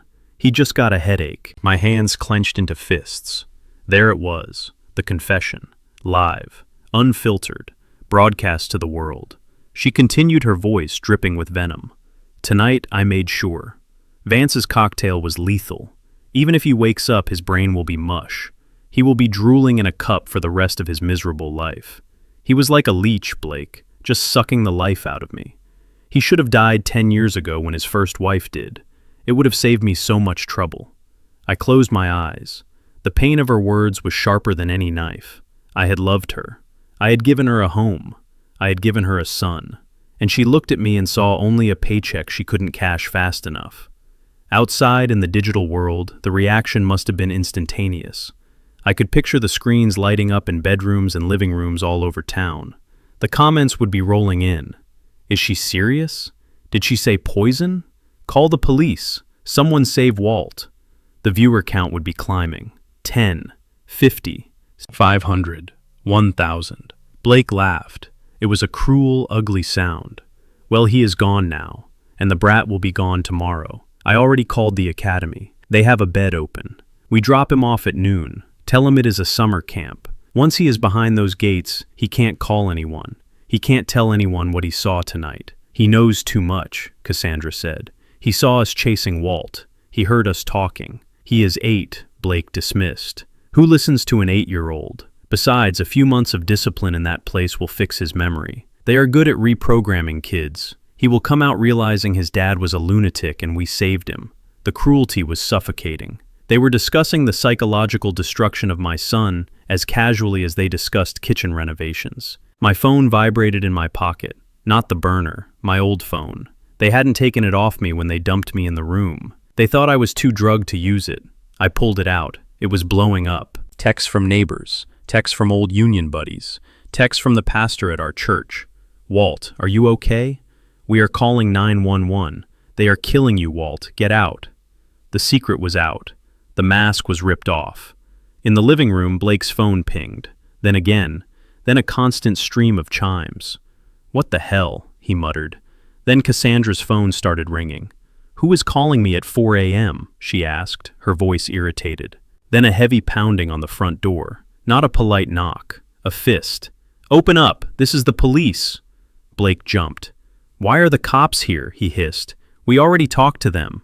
His phone chimed again. A long, continuous ring. Someone was calling him. He answered it on speaker. You idiot! A voice screamed. It was his bookie.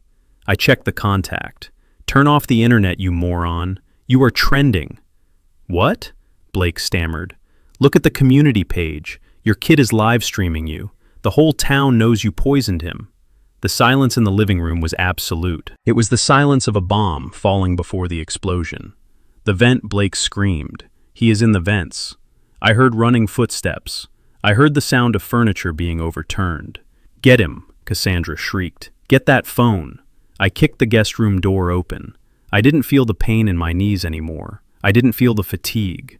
I felt only the cold, hard clarity of a man protecting his cub. I stepped into the hallway.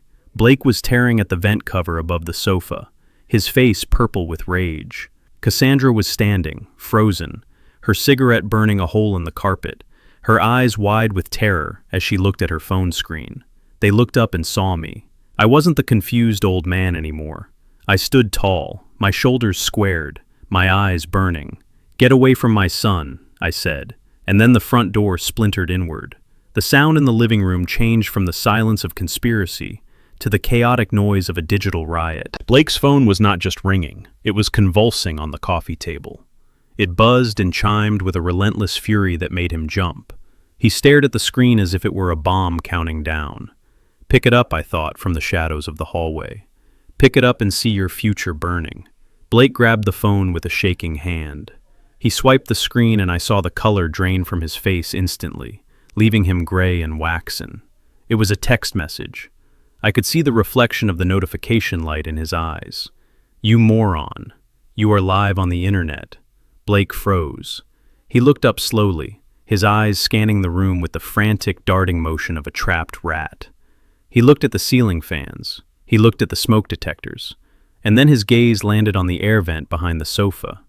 The grate was slightly askew. A small black circle was visible between the slats. The camera lens.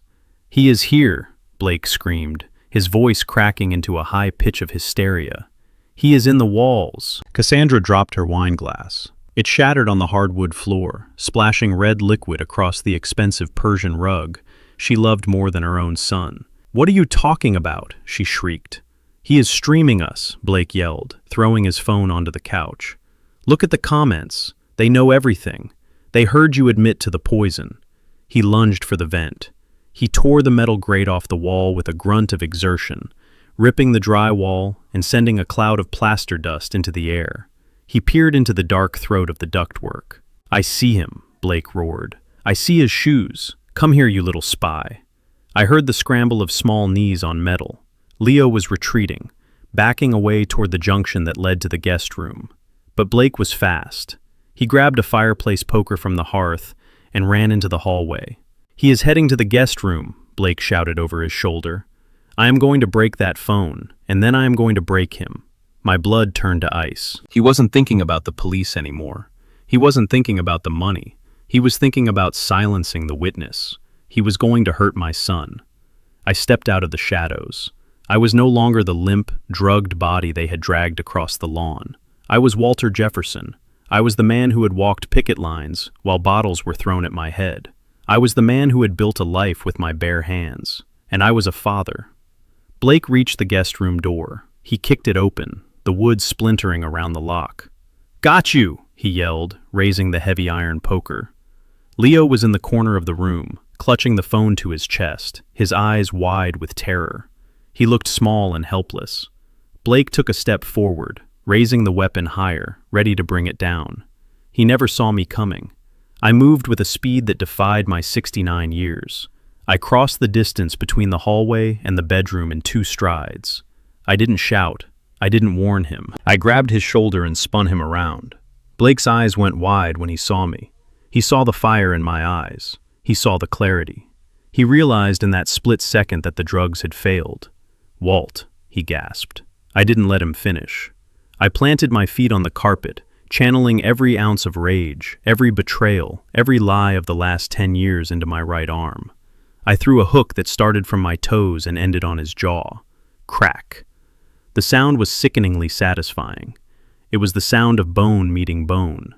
Blake's head snapped back violently. His legs turned to water. He dropped the poker and crumbled to the floor, landing in a heap of expensive Italian wool and failure. I stood over him, my chest heaving, my knuckles throbbing with a pain I welcomed. "Get behind me, Leo," I commanded. Leo scrambled off the bed and pressed himself against my back, clutching my shirt. I looked down at Blake. He was groaning, clutching his jaw, blood leaking from his mouth. "Stay down," I warned him. "Stay down, or I will finish it." But Blake was a cornered animal, and cornered animals do not surrender. They bite. He rolled onto his back, his hand fumbling inside his jacket. I thought he was reaching for his phone. I thought he was reaching for his wallet. I was wrong. He pulled out a gun. It was a snub-nosed revolver, cheap and ugly, with the serial numbers filed off. The kind of gun you buy in a back alley when you owe money to bad people. He pointed it at my chest. His hand was shaking, but at this range he couldn't miss. "Back off, old man," he spat blood, spraying from his lips. "Back off, or I will put a hole in you right now." I froze. I put my hands up slowly, palms facing him. "Put the gun down, Blake," I said, my voice steady. "It is over. The police are coming. You were just making it worse." "I don't care," Blake screamed, scrambling to his feet. He waved the gun wildly, pointing it first at me, then at Leo, peeking out from behind my leg. "You ruined everything. I had the deal. I had the money. It was mine." "It was never yours," I said. "It was mine, and you lost." He cocked the hammer. The click echoed in the small room like a thunderclap. "Give me the phone," he ordered, pointing the barrel at Leo. "Give me the phone and maybe I let you walk away." Leo whimpered, tightening his grip on my shirt. I stepped to the side, putting my body completely between the gun and my son. "You want the phone? You have to go through me," I said. Blake's eyes were wild, manic. He was sweating profusely. He looked like a man who knew he was dead already and just wanted to take someone with him. "Fine," he said. "I will start with you." Cassandra appeared in the doorway behind me. She saw the gun. She saw her husband ready to execute us. "Blake, stop!" she screamed. "You can't shoot him." "Shut up," Blake yelled, without looking away from me. "You useless witch. You couldn't even poison him, right? This is your fault." He took a step closer, the gun inches from my chest. "Say goodbye, Walt." I braced myself. I calculated the distance. If I lunged, I might deflect the shot. But if I missed, Leo was in the line of fire. I had to take the bullet. Then I saw movement in the hallway behind Blake. A shadow moved across the doorframe. Silent. Fast. Kendra. She had come back. She had listened to me. She had walked back into the house while we were distracting them. She had seen the live stream. She had heard the truth. She stood in the doorway holding a heavy crystal vase she had grabbed from the hallway table. It was a wedding gift I had given her 10 years ago.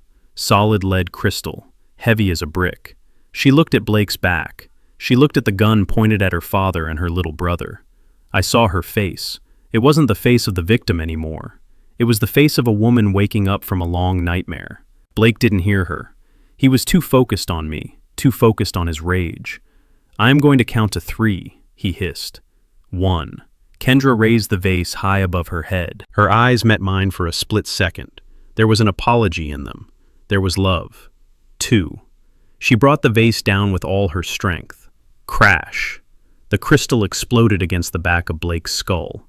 It shattered into 1,000 diamond fragments, showering the room with glass.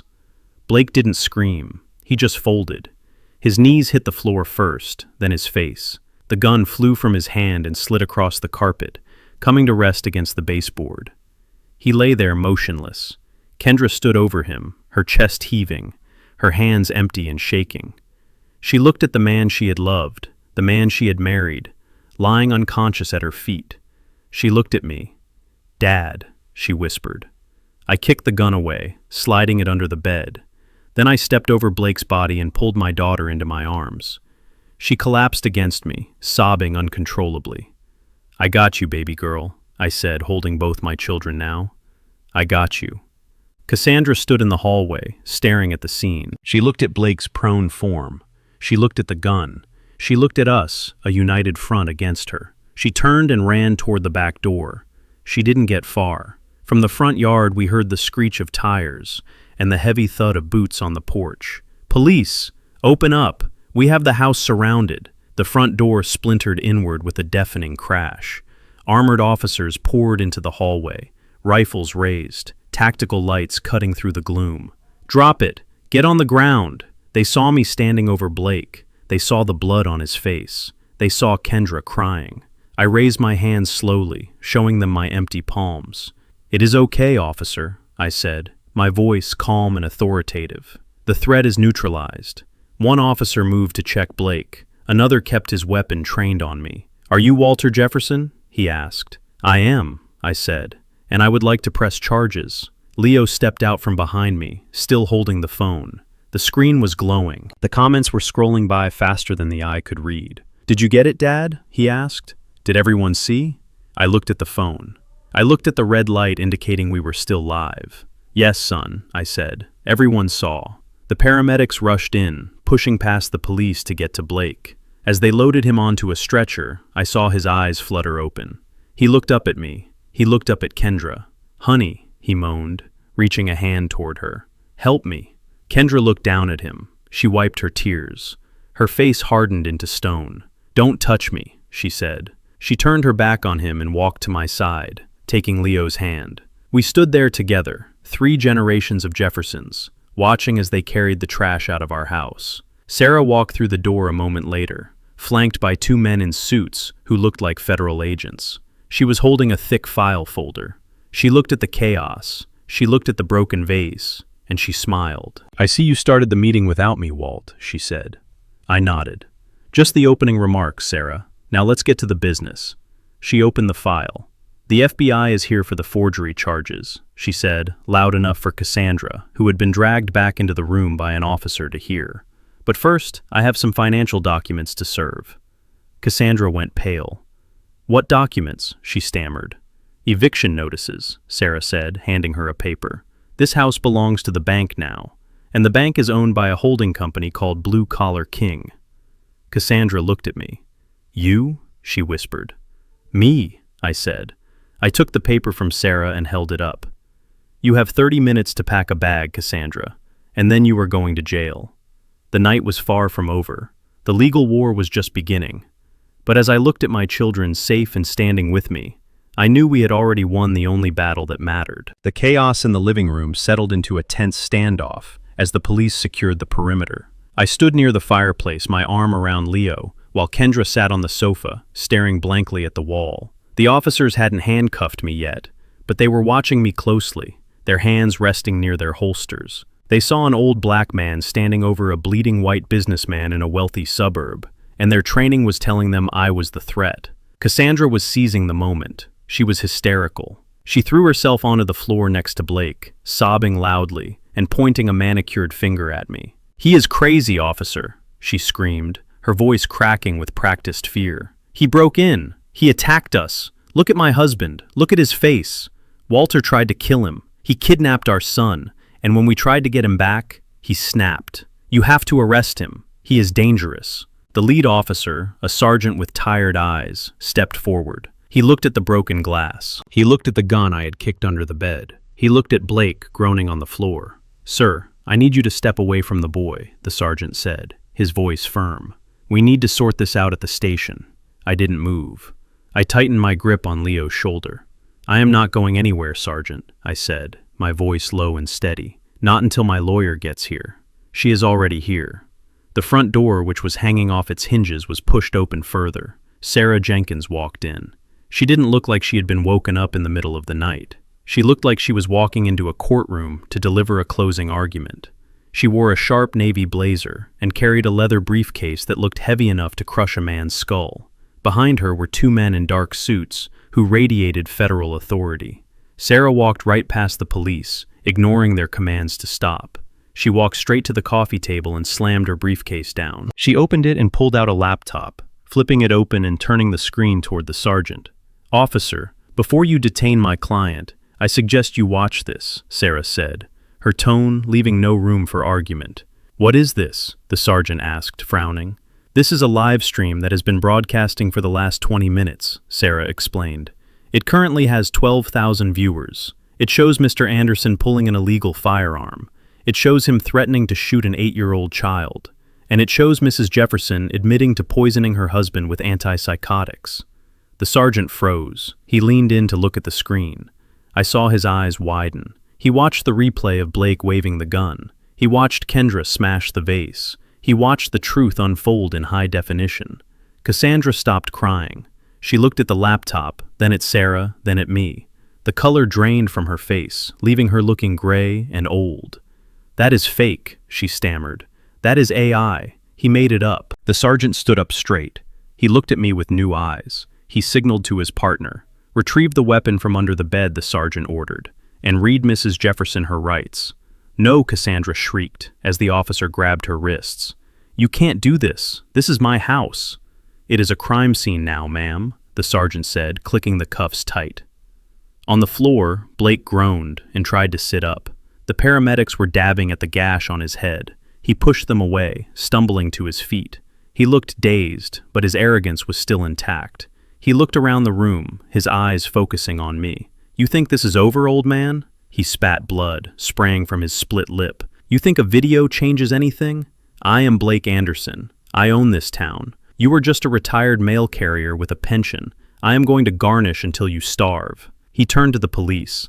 "Arrest him," he demanded, pointing a shaking finger at me. "He assaulted me in my own home. I want him in jail. And get that lawyer out of here. This is private property." I looked at Sarah. She smiled. It was a shark smile, cold and sharp.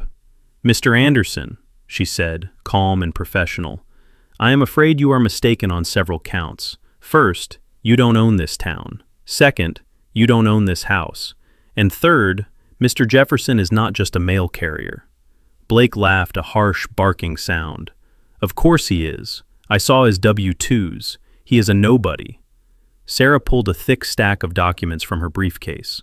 She laid them out on the coffee table, one by one, like tarot cards predicting a death. "Walter Jefferson is the majority shareholder and silent president of WJ Logistics," Sarah announced, "a company that controls 40% of the freight shipping in the Southeast region.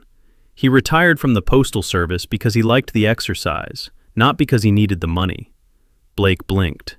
He looked at me, confusion clouding his eyes. "What?" he muttered. "And regarding your property," Sarah continued, picking up a blue folder, "Mr. Jefferson has been aware of your financial mismanagement for 3 years. He knew about your gambling debts. He knew about the Ponzi schemes you bought into. And he knew you were leveraging every asset you could touch to stay afloat. That is none of his business," Blake sneered. "My finances are private. They became his business 6 months ago," Sarah said, dropping the folder in front of him. "That is when you defaulted on your construction loans. The bank was going to foreclose on your business, but a holding company stepped in and bought the debt." Blake picked up the folder. His hands were shaking so hard the papers rattled. "Blue Collar King Holdings," he read. "I never heard of them." "It is a shell company," Sarah said, "wholly owned by Walter Jefferson." Blake looked up at me. His mouth hung open. "You bought my debt," he whispered. I bought all of it, Blake, I said, stepping forward. I bought the notes on your construction equipment. I bought the liens on your unfinished developments. I bought the marker you signed with the bookie in Vegas. I own every dollar you owe. No, Blake said, backing away.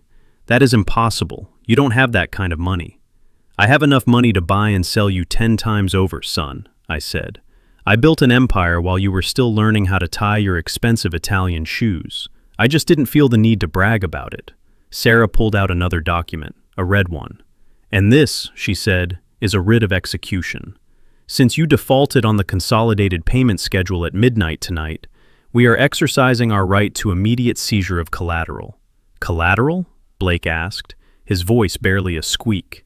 Everything, Sarah said. This house, your car, your business accounts, your personal accounts, even the watch on your wrist.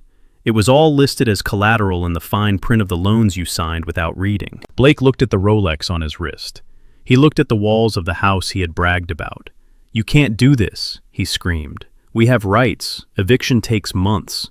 Not when the loan documents include a confession of judgment clause, Sarah said.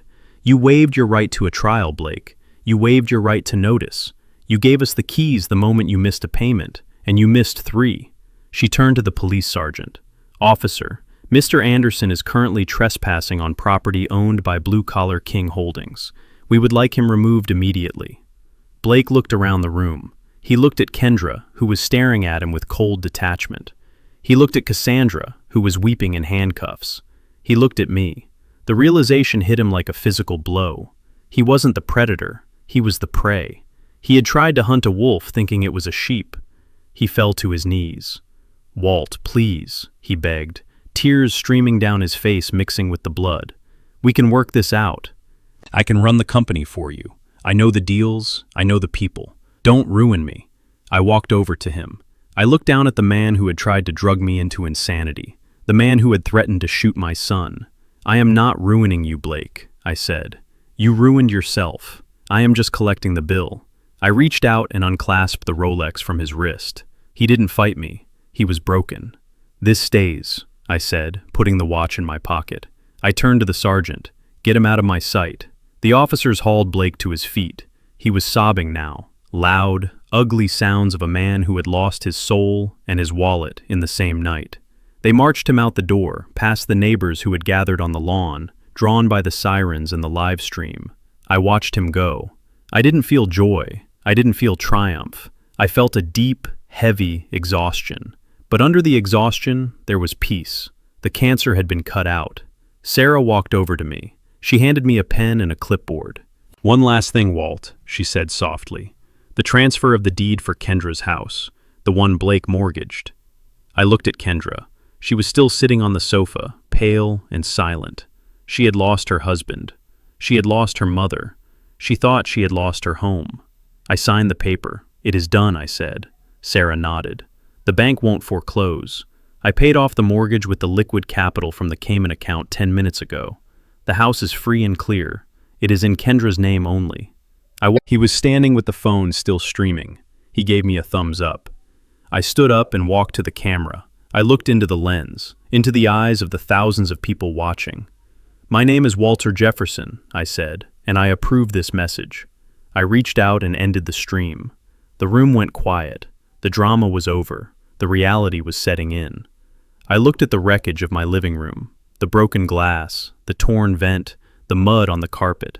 It was a mess, but it was my mess, and for the first time in a long time, I felt like the king of my own castle again. Sarah closed her briefcase. The FBI agents are taking Cassandra into custody, she said. They want a statement from you in the morning regarding the forgery ring, but for now, the house is secure. I hired a private security team. They are outside. No one gets in without your say-so. Thank you, Sarah, I said. I couldn't have done this without you. She smiled, a rare, genuine smile. My dad always said you were the scary one, Walt. I am glad I am on your side. She left, closing the broken door as best she could. I was left with my children, Leo asleep on his feet leaning against the wall, Kendra broken but rebuilding. I picked up Leo. He was heavy, much heavier than he used to be, but I didn't care. Let's go to sleep, son, I whispered. We didn't go to the bedrooms. The bedrooms were tainted. We pulled the mattresses into the living room, right there in the middle of the floor. We made a fortress of pillows and blankets. We slept together, the three of us, like survivors on a life raft. And as I closed my eyes, listening to the breathing of my children, I knew that the money didn't matter. The land didn't matter. The only thing that mattered was that I had held the line. I had protected my own. And tomorrow, we would start building something new, something real, on the ashes of the lies we had burned down tonight. The silence that followed Blake's removal was heavy and thick like the air before a tornado touches down. The front door was still open, hanging crookedly on its hinges where the police had breached it, letting in the cool night air and the flashing blue lights from the driveway. My neighbors were still out there, watching the spectacle, whispering behind their hands, witnessing the downfall of the Jefferson house. But inside, the only sound was the jagged breathing of the woman I had shared a bed with for 10 years. Cassandra stood in the center of the ruined living room. She looked at the empty space where Blake had been. She looked at the broken vase. She looked at Sarah packing up the documents that had just dismantled her lover's life. And then she looked at me. I watched her face change. I watched the gears turn behind her eyes. The arrogance was gone. The cold calculation was gone. In their place was a desperate, frantic survival instinct. She was a chameleon, shedding her skin, trying to find a color that would save her. She took a step toward me. Her hands trembled. Her lower lip quivered. Tears began to spill from her eyes, but these weren't the fake tears she had shed for the police earlier. These were tears of pure terror. "Walt," she whispered, her voice cracking. "Oh my God, Walt, I am so sorry." She fell to her knees. She didn't just kneel, she collapsed, dropping to the floor and crawling the last few feet until she was clutching the leg of my jeans. She buried her face against my knee, sobbing uncontrollably. "Please listen to me," she begged, her grip tightening on my denim. "I didn't want to do it. You have to believe me. It was him. It was all Blake. He forced me, Walt. He threatened me." I looked down at the top of her head. I looked at the gray roots showing through her expensive dye job. I felt nothing. No pity, no love. Just a cold, hollow emptiness where my heart used to be. "He said he would hurt me." She continued the lie, spilling out of her like poison. "He said he would hurt Leo if I didn't help him get the money." I was scared, Walt. I was so scared. I only went along with it to protect our son. I was trying to buy time until you came back. I knew you would save us. I reached into my pocket and pulled out my phone. I didn't say a word. I just unlocked the screen and opened the audio file I had recorded earlier that night when I was hiding under the bed in the guest room. I turned the volume all the way up. Cassandra's voice filled the room, tinny but unmistakable. "The old fool actually drove back here. He made it so easy. By tomorrow, he will be drooling in a cup, and we will be rich." Cassandra flinched as if I had struck her. She let go of my leg and scrambled backward, sitting on her heels, her eyes wide with horror. I let the recording play. "He was like a leech, Blake, just sucking the life out of me. He should have died 10 years ago, when his first wife did. It would have saved me so much trouble." I pressed pause. The silence returned, louder than before. I looked at her. "You should have died 10 years ago," I repeated, my voice flat. "Was that Blake threatening you, Cassandra? Was that you protecting our son?" She opened her mouth, but no sound came out. She looked like a fish gasping for air on a dock. "You weren't scared," I said. "You were impatient. You were tired of waiting for nature to take its course, so you decided to give it a push. You didn't want to be a widow mourning a good man. You wanted to be a rich woman celebrating her freedom." "Walt, please," she stammered, reaching out a hand. "I was drunk. I didn't mean it. We can start over. I will sign a postnup. I will do anything. Just don't let them take me."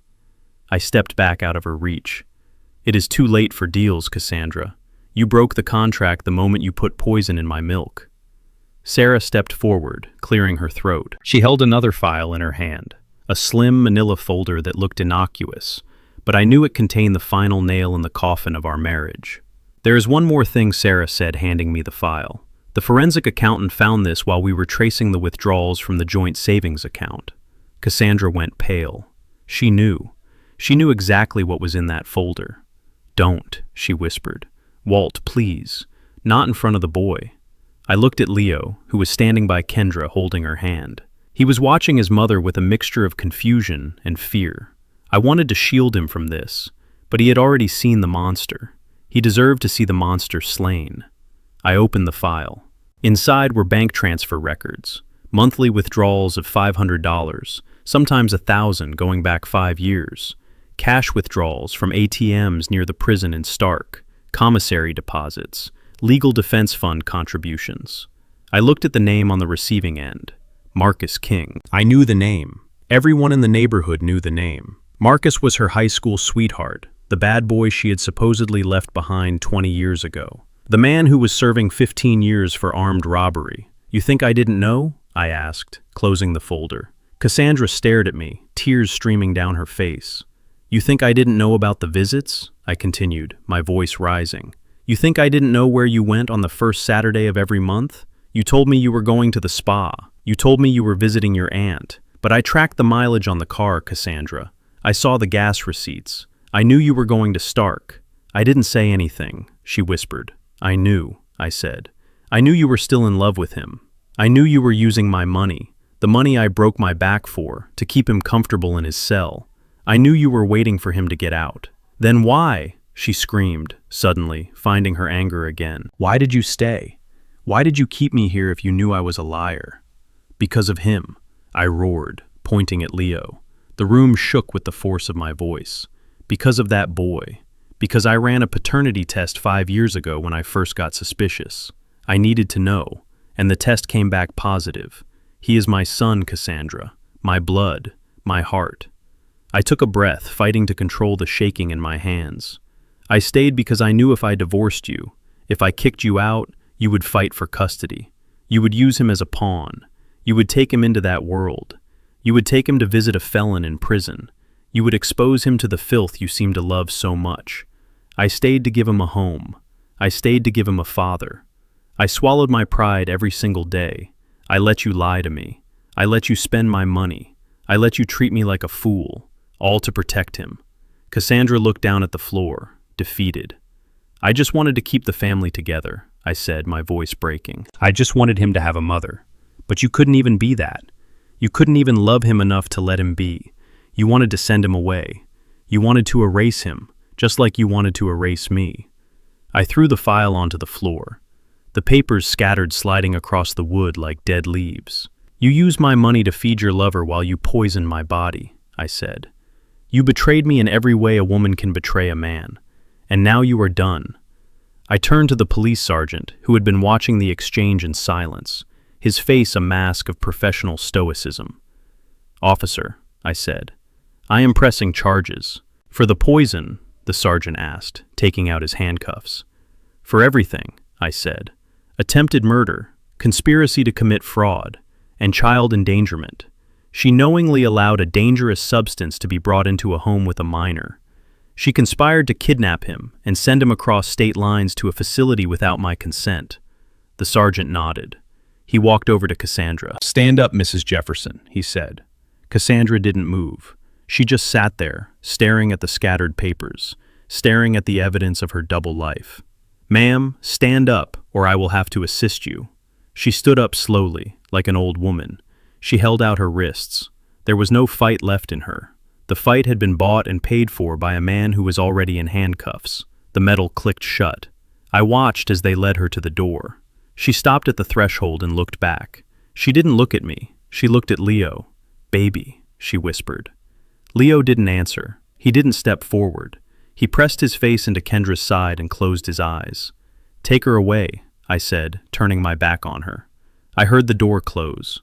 I heard the heavy footsteps on the porch. I heard the engine of the cruiser start up. I stood in the wreckage of my living room, feeling a strange lightness. The weight was gone. The secret I had carried for 5 years, the knowledge of her betrayal, the burden of keeping the peace for the sake of my son, it was all gone. Sarah put a hand on my shoulder. It is over, Walt, she said softly. I looked at my children. Kendra was pale, but she was standing tall. Leo was quiet, but he was safe. It is not over, I said. We have to rebuild, but first we have to clean up. I walked over to the window and watched the red taillights of the police car fade into the darkness. I didn't feel happy. I didn't feel triumphant. I felt like a survivor who had just crawled out of a collapsed building. I was battered and bruised, but I was breathing, and the air tasted like freedom. The sirens faded into the distance, carrying away the woman who had promised to love me until death do us part. I stood in the center of the living room, the hardwood floor scuffed from the struggle, the air still thick with the tension of the last hour. The silence that followed was heavy, but it was not empty. It was filled with the jagged breathing of my daughter. Kendra sat on the edge of the sofa, her hands clasped tightly in her lap, her knuckles white. She was staring at the floor, refusing to lift her head. She looked like a child who had broken a priceless vase and was waiting for the punishment she knew she deserved. But she had done more than break a vase. She had almost helped break her father. I walked over to her, my boots heavy on the floorboards. I sat down next to her, not too close, just close enough so she could feel I was there. "Kendra," I said, my voice low. She flinched. A sob escaped her throat, a raw, ugly sound of pure shame. "I cannot look at you, Dad," she whispered, tears dripping off her chin onto her clasped hands. "I cannot look at you after what I did. I let him in. I let him manipulate me. I signed the papers. I almost let them take you. You didn't know," I said. "I should have known," she cried, her voice rising in pitch. "I should have asked. I should have trusted you more than I trusted him. But he was so convincing, Dad. He made everything sound so logical. He said he was saving us. And I was so stupid. I was so blind." She turned her face away, burying it in her hands, her shoulders shaking violently. I looked at my daughter. I saw the little girl I used to carry on my shoulders at the union picnics. I saw the teenager who cried when she didn't get into her first-choice college. I saw the woman who wanted so desperately to have a perfect life that she ignored the cracks in the foundation until the roof fell in. I reached out and put my hand on her shoulder. It was a heavy hand, a worker's hand, but I tried to be gentle. "Look at me, Kendra." She shook her head. "Look at me." She turned slowly, her eyes red and swollen, her makeup streaked down her cheeks. She looked broken. "I am not going to lie to you," I said, my voice firm but not angry. "You messed up. You messed up big. You let a wolf into the hen house because he wore a nice suit and told you you were pretty. You signed documents without reading them. You let him leverage your security for his gambling addiction. That is a hard lesson to learn, and it is going to leave a scar." "I know," she whispered. "I am so sorry, Dad. I will pay you back. I will work. I will do whatever it takes." I held up a hand, stopping her. "You don't owe me money, Kendra. I have more money than you can imagine. What you owe me is smarter decisions. You owe me your independence." I reached into the file Sarah had left on the table. I pulled out a single sheet of paper. It was a trust agreement. "Sarah drafted this while the police were taking statements," I said. "It concerns the house, your house, the one I just paid off." Kendra looked at the paper, confused. "I tried to give you freedom once," I continued. "I let you make your own choices. I let you marry Blake even though I knew he was trouble. I thought you had to make your own mistakes to learn. Well, you made them. Now I am stepping in." I tapped the paper. "The house is yours. It is paid for. No bank can take it. But the deed is held in a trust managed by my firm. You can live there for the rest of your life. You can raise your children there if you have them. But you cannot sell it. You cannot mortgage it. You cannot use it as collateral for a loan. And if you ever marry again, your husband gets no claim to it. Not one brick." Kendra stared at me, shock replacing the shame in her eyes. "You are locking it up," she said. "I am protecting it," I corrected. "I am protecting you from yourself. And there is more." I leaned back, crossing my arms. "Blake drained your savings. You are broke. You have a job, but it won't cover the lifestyle you are used to. I'm going to set up a stipend for you. It will cover your bills, your groceries, and your utilities. It is enough to live comfortably, but not extravagantly." "You are putting me on an allowance," she said, a flash of her old spirit coming through. "I am 32 years old, Dad, and you have the financial sense of a teenager," I said, cutting her off. "You proved that when you let a con man gamble away your future. So yes, you are on an allowance. Until you take the financial literacy courses Sarah is going to sign you up for. Until you show me you can balance a checkbook and spot a scam. Until you prove to me that you can stand on your own 2 feet without leaning on a man." I stood up, looking down at her. "I forgive you, Kendra. I love you. You are my daughter, and I will always catch you when you fall. But I am done carrying you. You have to learn to walk again. And this time, You are going to walk with your eyes open." She looked at the paper, then up at me. The anger faded, replaced by a deep resignation. She knew I was right.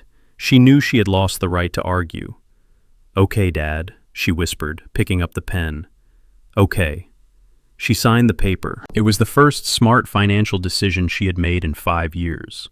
I pulled her up from the sofa and hugged her. She clung to me, crying into my shirt.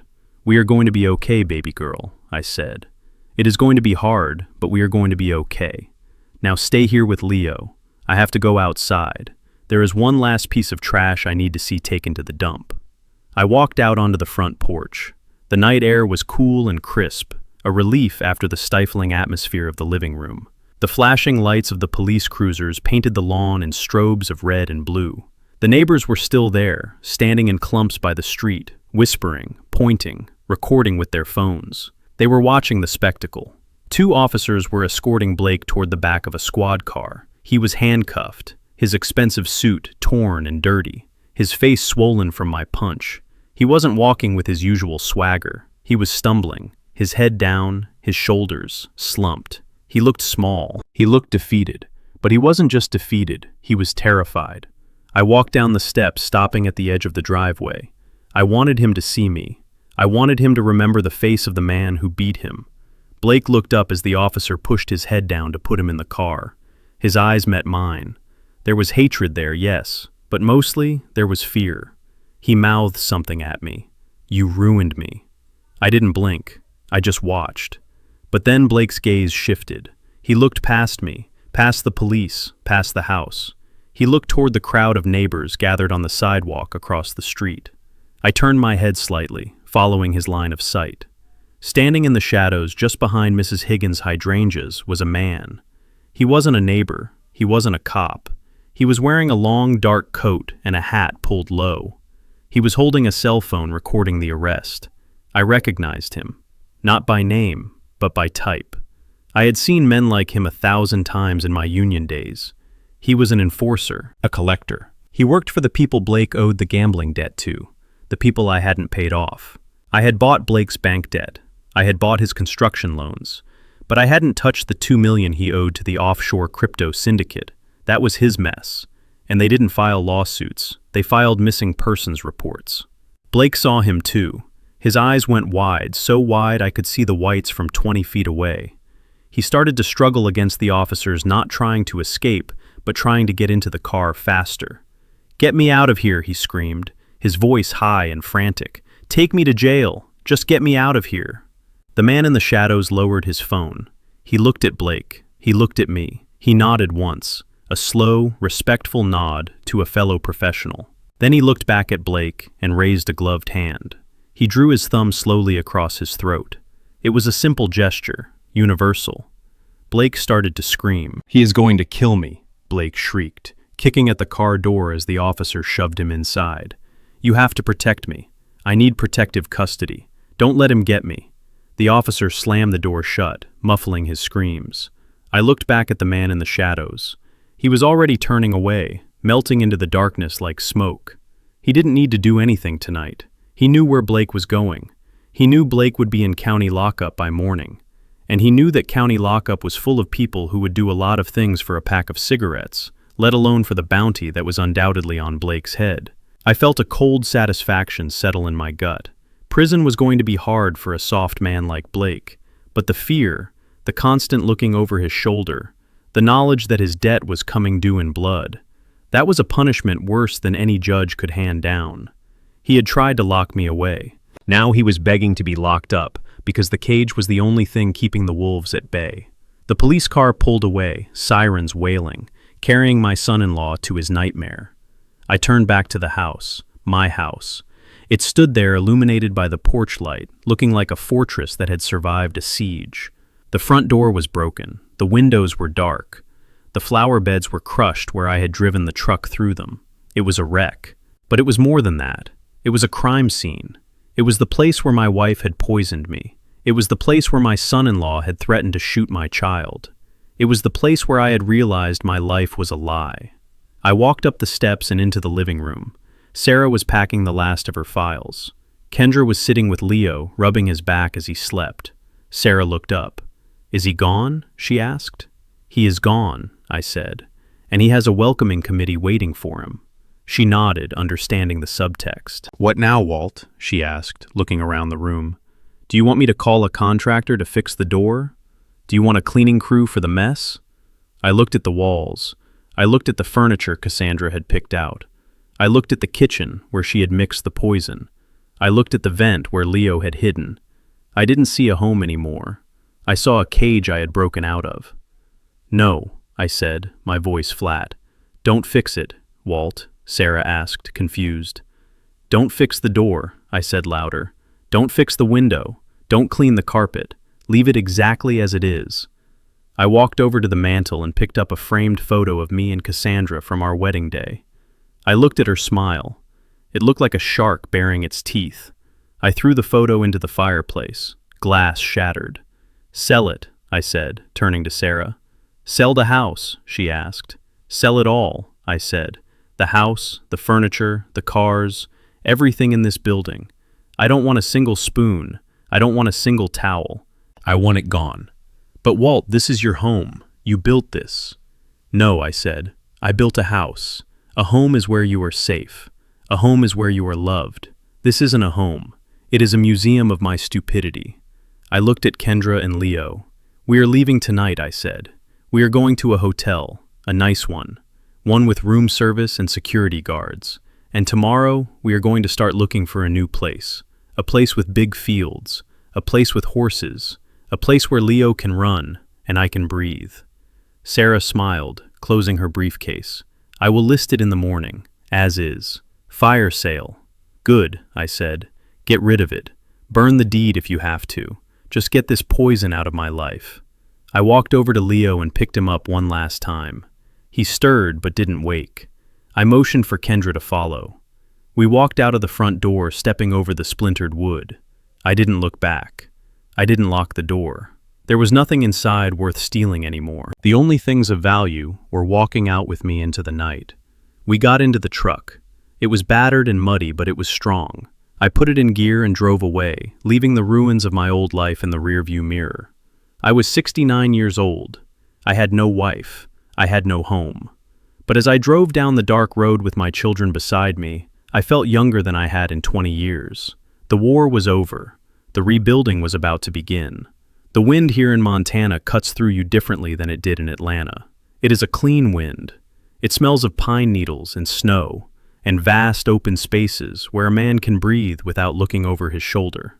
I stood by the split-rail fence, my boots resting in the rich, dark soil of the Triple J Ranch. I watched a quarter horse gallop across the lower pasture, kicking up dust in the golden afternoon light. On the back of that horse was a boy. Leo sat tall in the saddle, his hands steady on the reins, his posture perfect. He wasn't the terrified child hiding in an air vent anymore. He wasn't the boy who whispered secrets in the dark. He was growing. He was healing. He was becoming the man I always knew he could be. "Keep your heels down, son," I shouted, my voice carrying easily across the grass.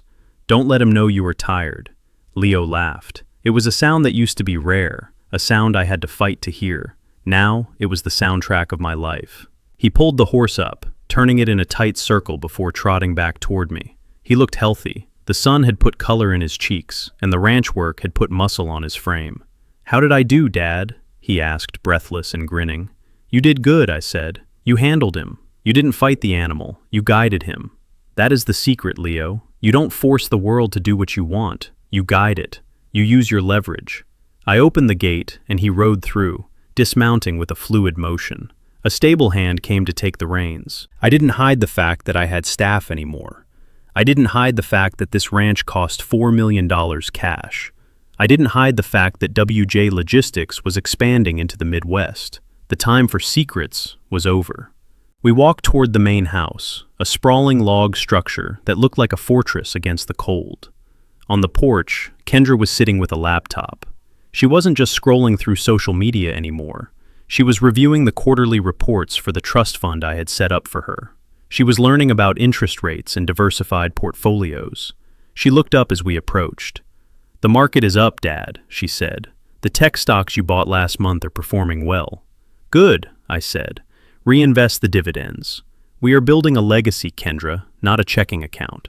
She smiled. It was a real smile, not the anxious, people-pleasing expression she used to wear for Blake.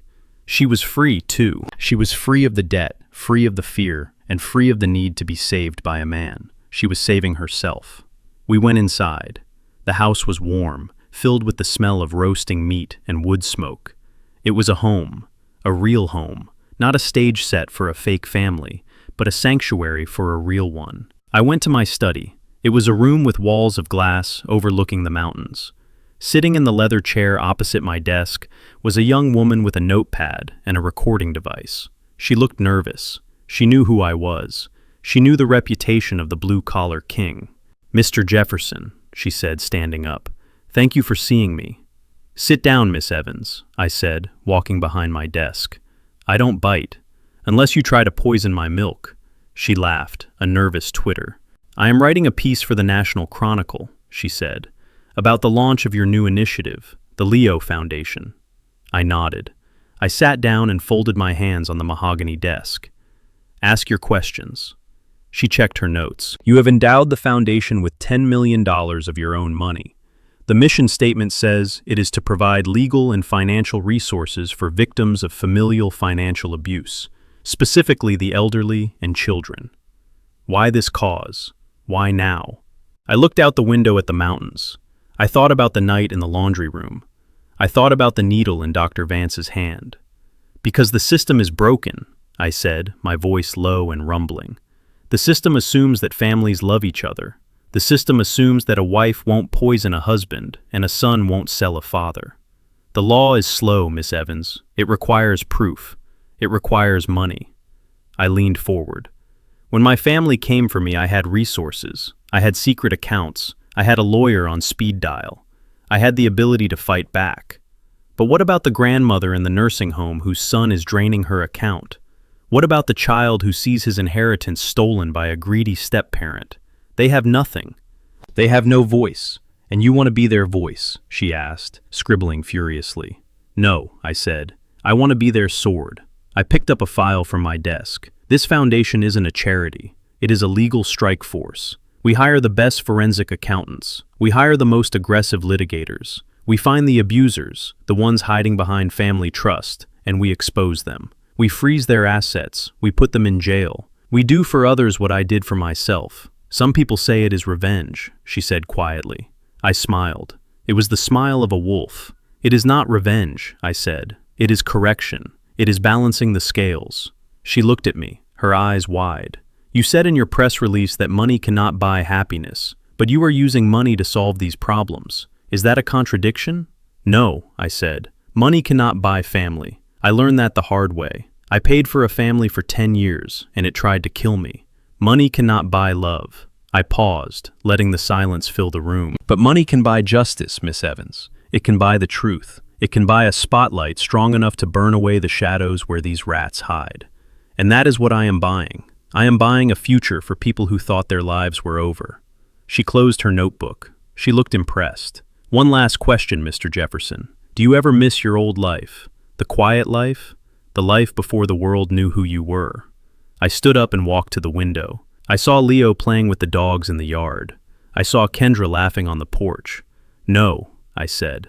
"That life was a lie. This is the truth, and I prefer a hard truth to an easy lie any day of the week." The interview ended. Miss Evans left her story, already writing itself in her head. I walked out of the house and joined Leo by the fence. The sun was beginning to set, painting the sky in violent shades of purple and orange.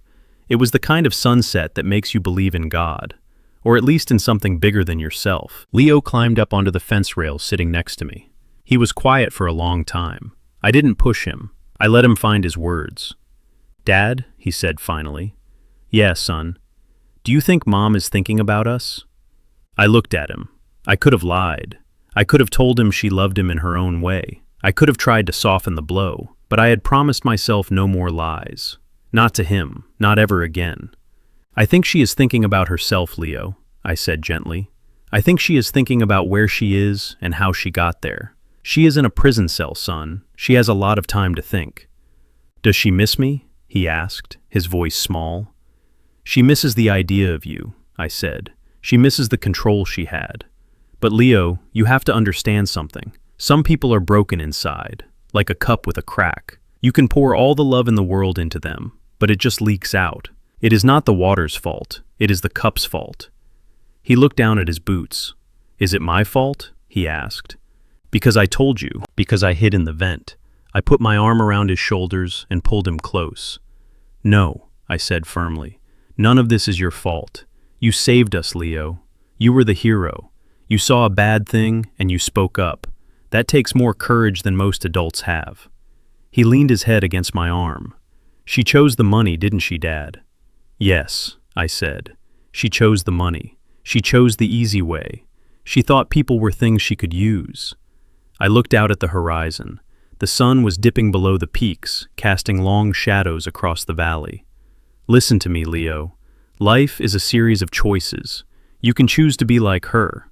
You can choose to use people. You can choose to take what isn't yours. Or you can choose to build. You can choose to protect. You can choose to be a man who stands in the doorway when the wolves come. I am going to be like you, Dad, he said. I smiled. No, son, you are going to be better than me. You aren't going to wait 40 years to find your strength. You have it now. We stood there in silence, watching the day turn into night. The stars began to come out, one by one, sharp and bright in the clear mountain air. I thought about Blake sitting in his cell, terrified of the shadows. I thought about Cassandra realizing that her charm didn't work on prison guards. I thought about the house in Atlanta, empty, and sold its secrets, exposed to the world. They were the past. They were ghosts. I looked at my son. I looked at the land that stretched out before us. Come on, Leo, I said, hopping down from the fence. Kendra is making dinner, and tomorrow we have work to do. What work, Dad? We have a lot of people to help, son. We have a lot of monsters to fight, and we are just getting started. He jumped down and took my hand. His grip was strong. Okay, Dad, let's go. We walked back toward the warm lights of the house, leaving the darkness behind us forever. The nightmare was over. The new dawn had arrived. And for the first time in a long time, I was ready to face it. I learned that the hardest battles aren't fought in boardrooms or on picket lines, but at your own dinner table. We spend our lives building safety nets for the people we love, forgetting that sometimes the people holding the net are the ones waiting to cut the ropes. True wealth isn't the land you own or the balance in your bank account. It is the peace of knowing who is standing beside you when the storm hits. Family isn't about DNA, it is about loyalty. And sometimes you have to lose the family you were born with to find the family you deserve.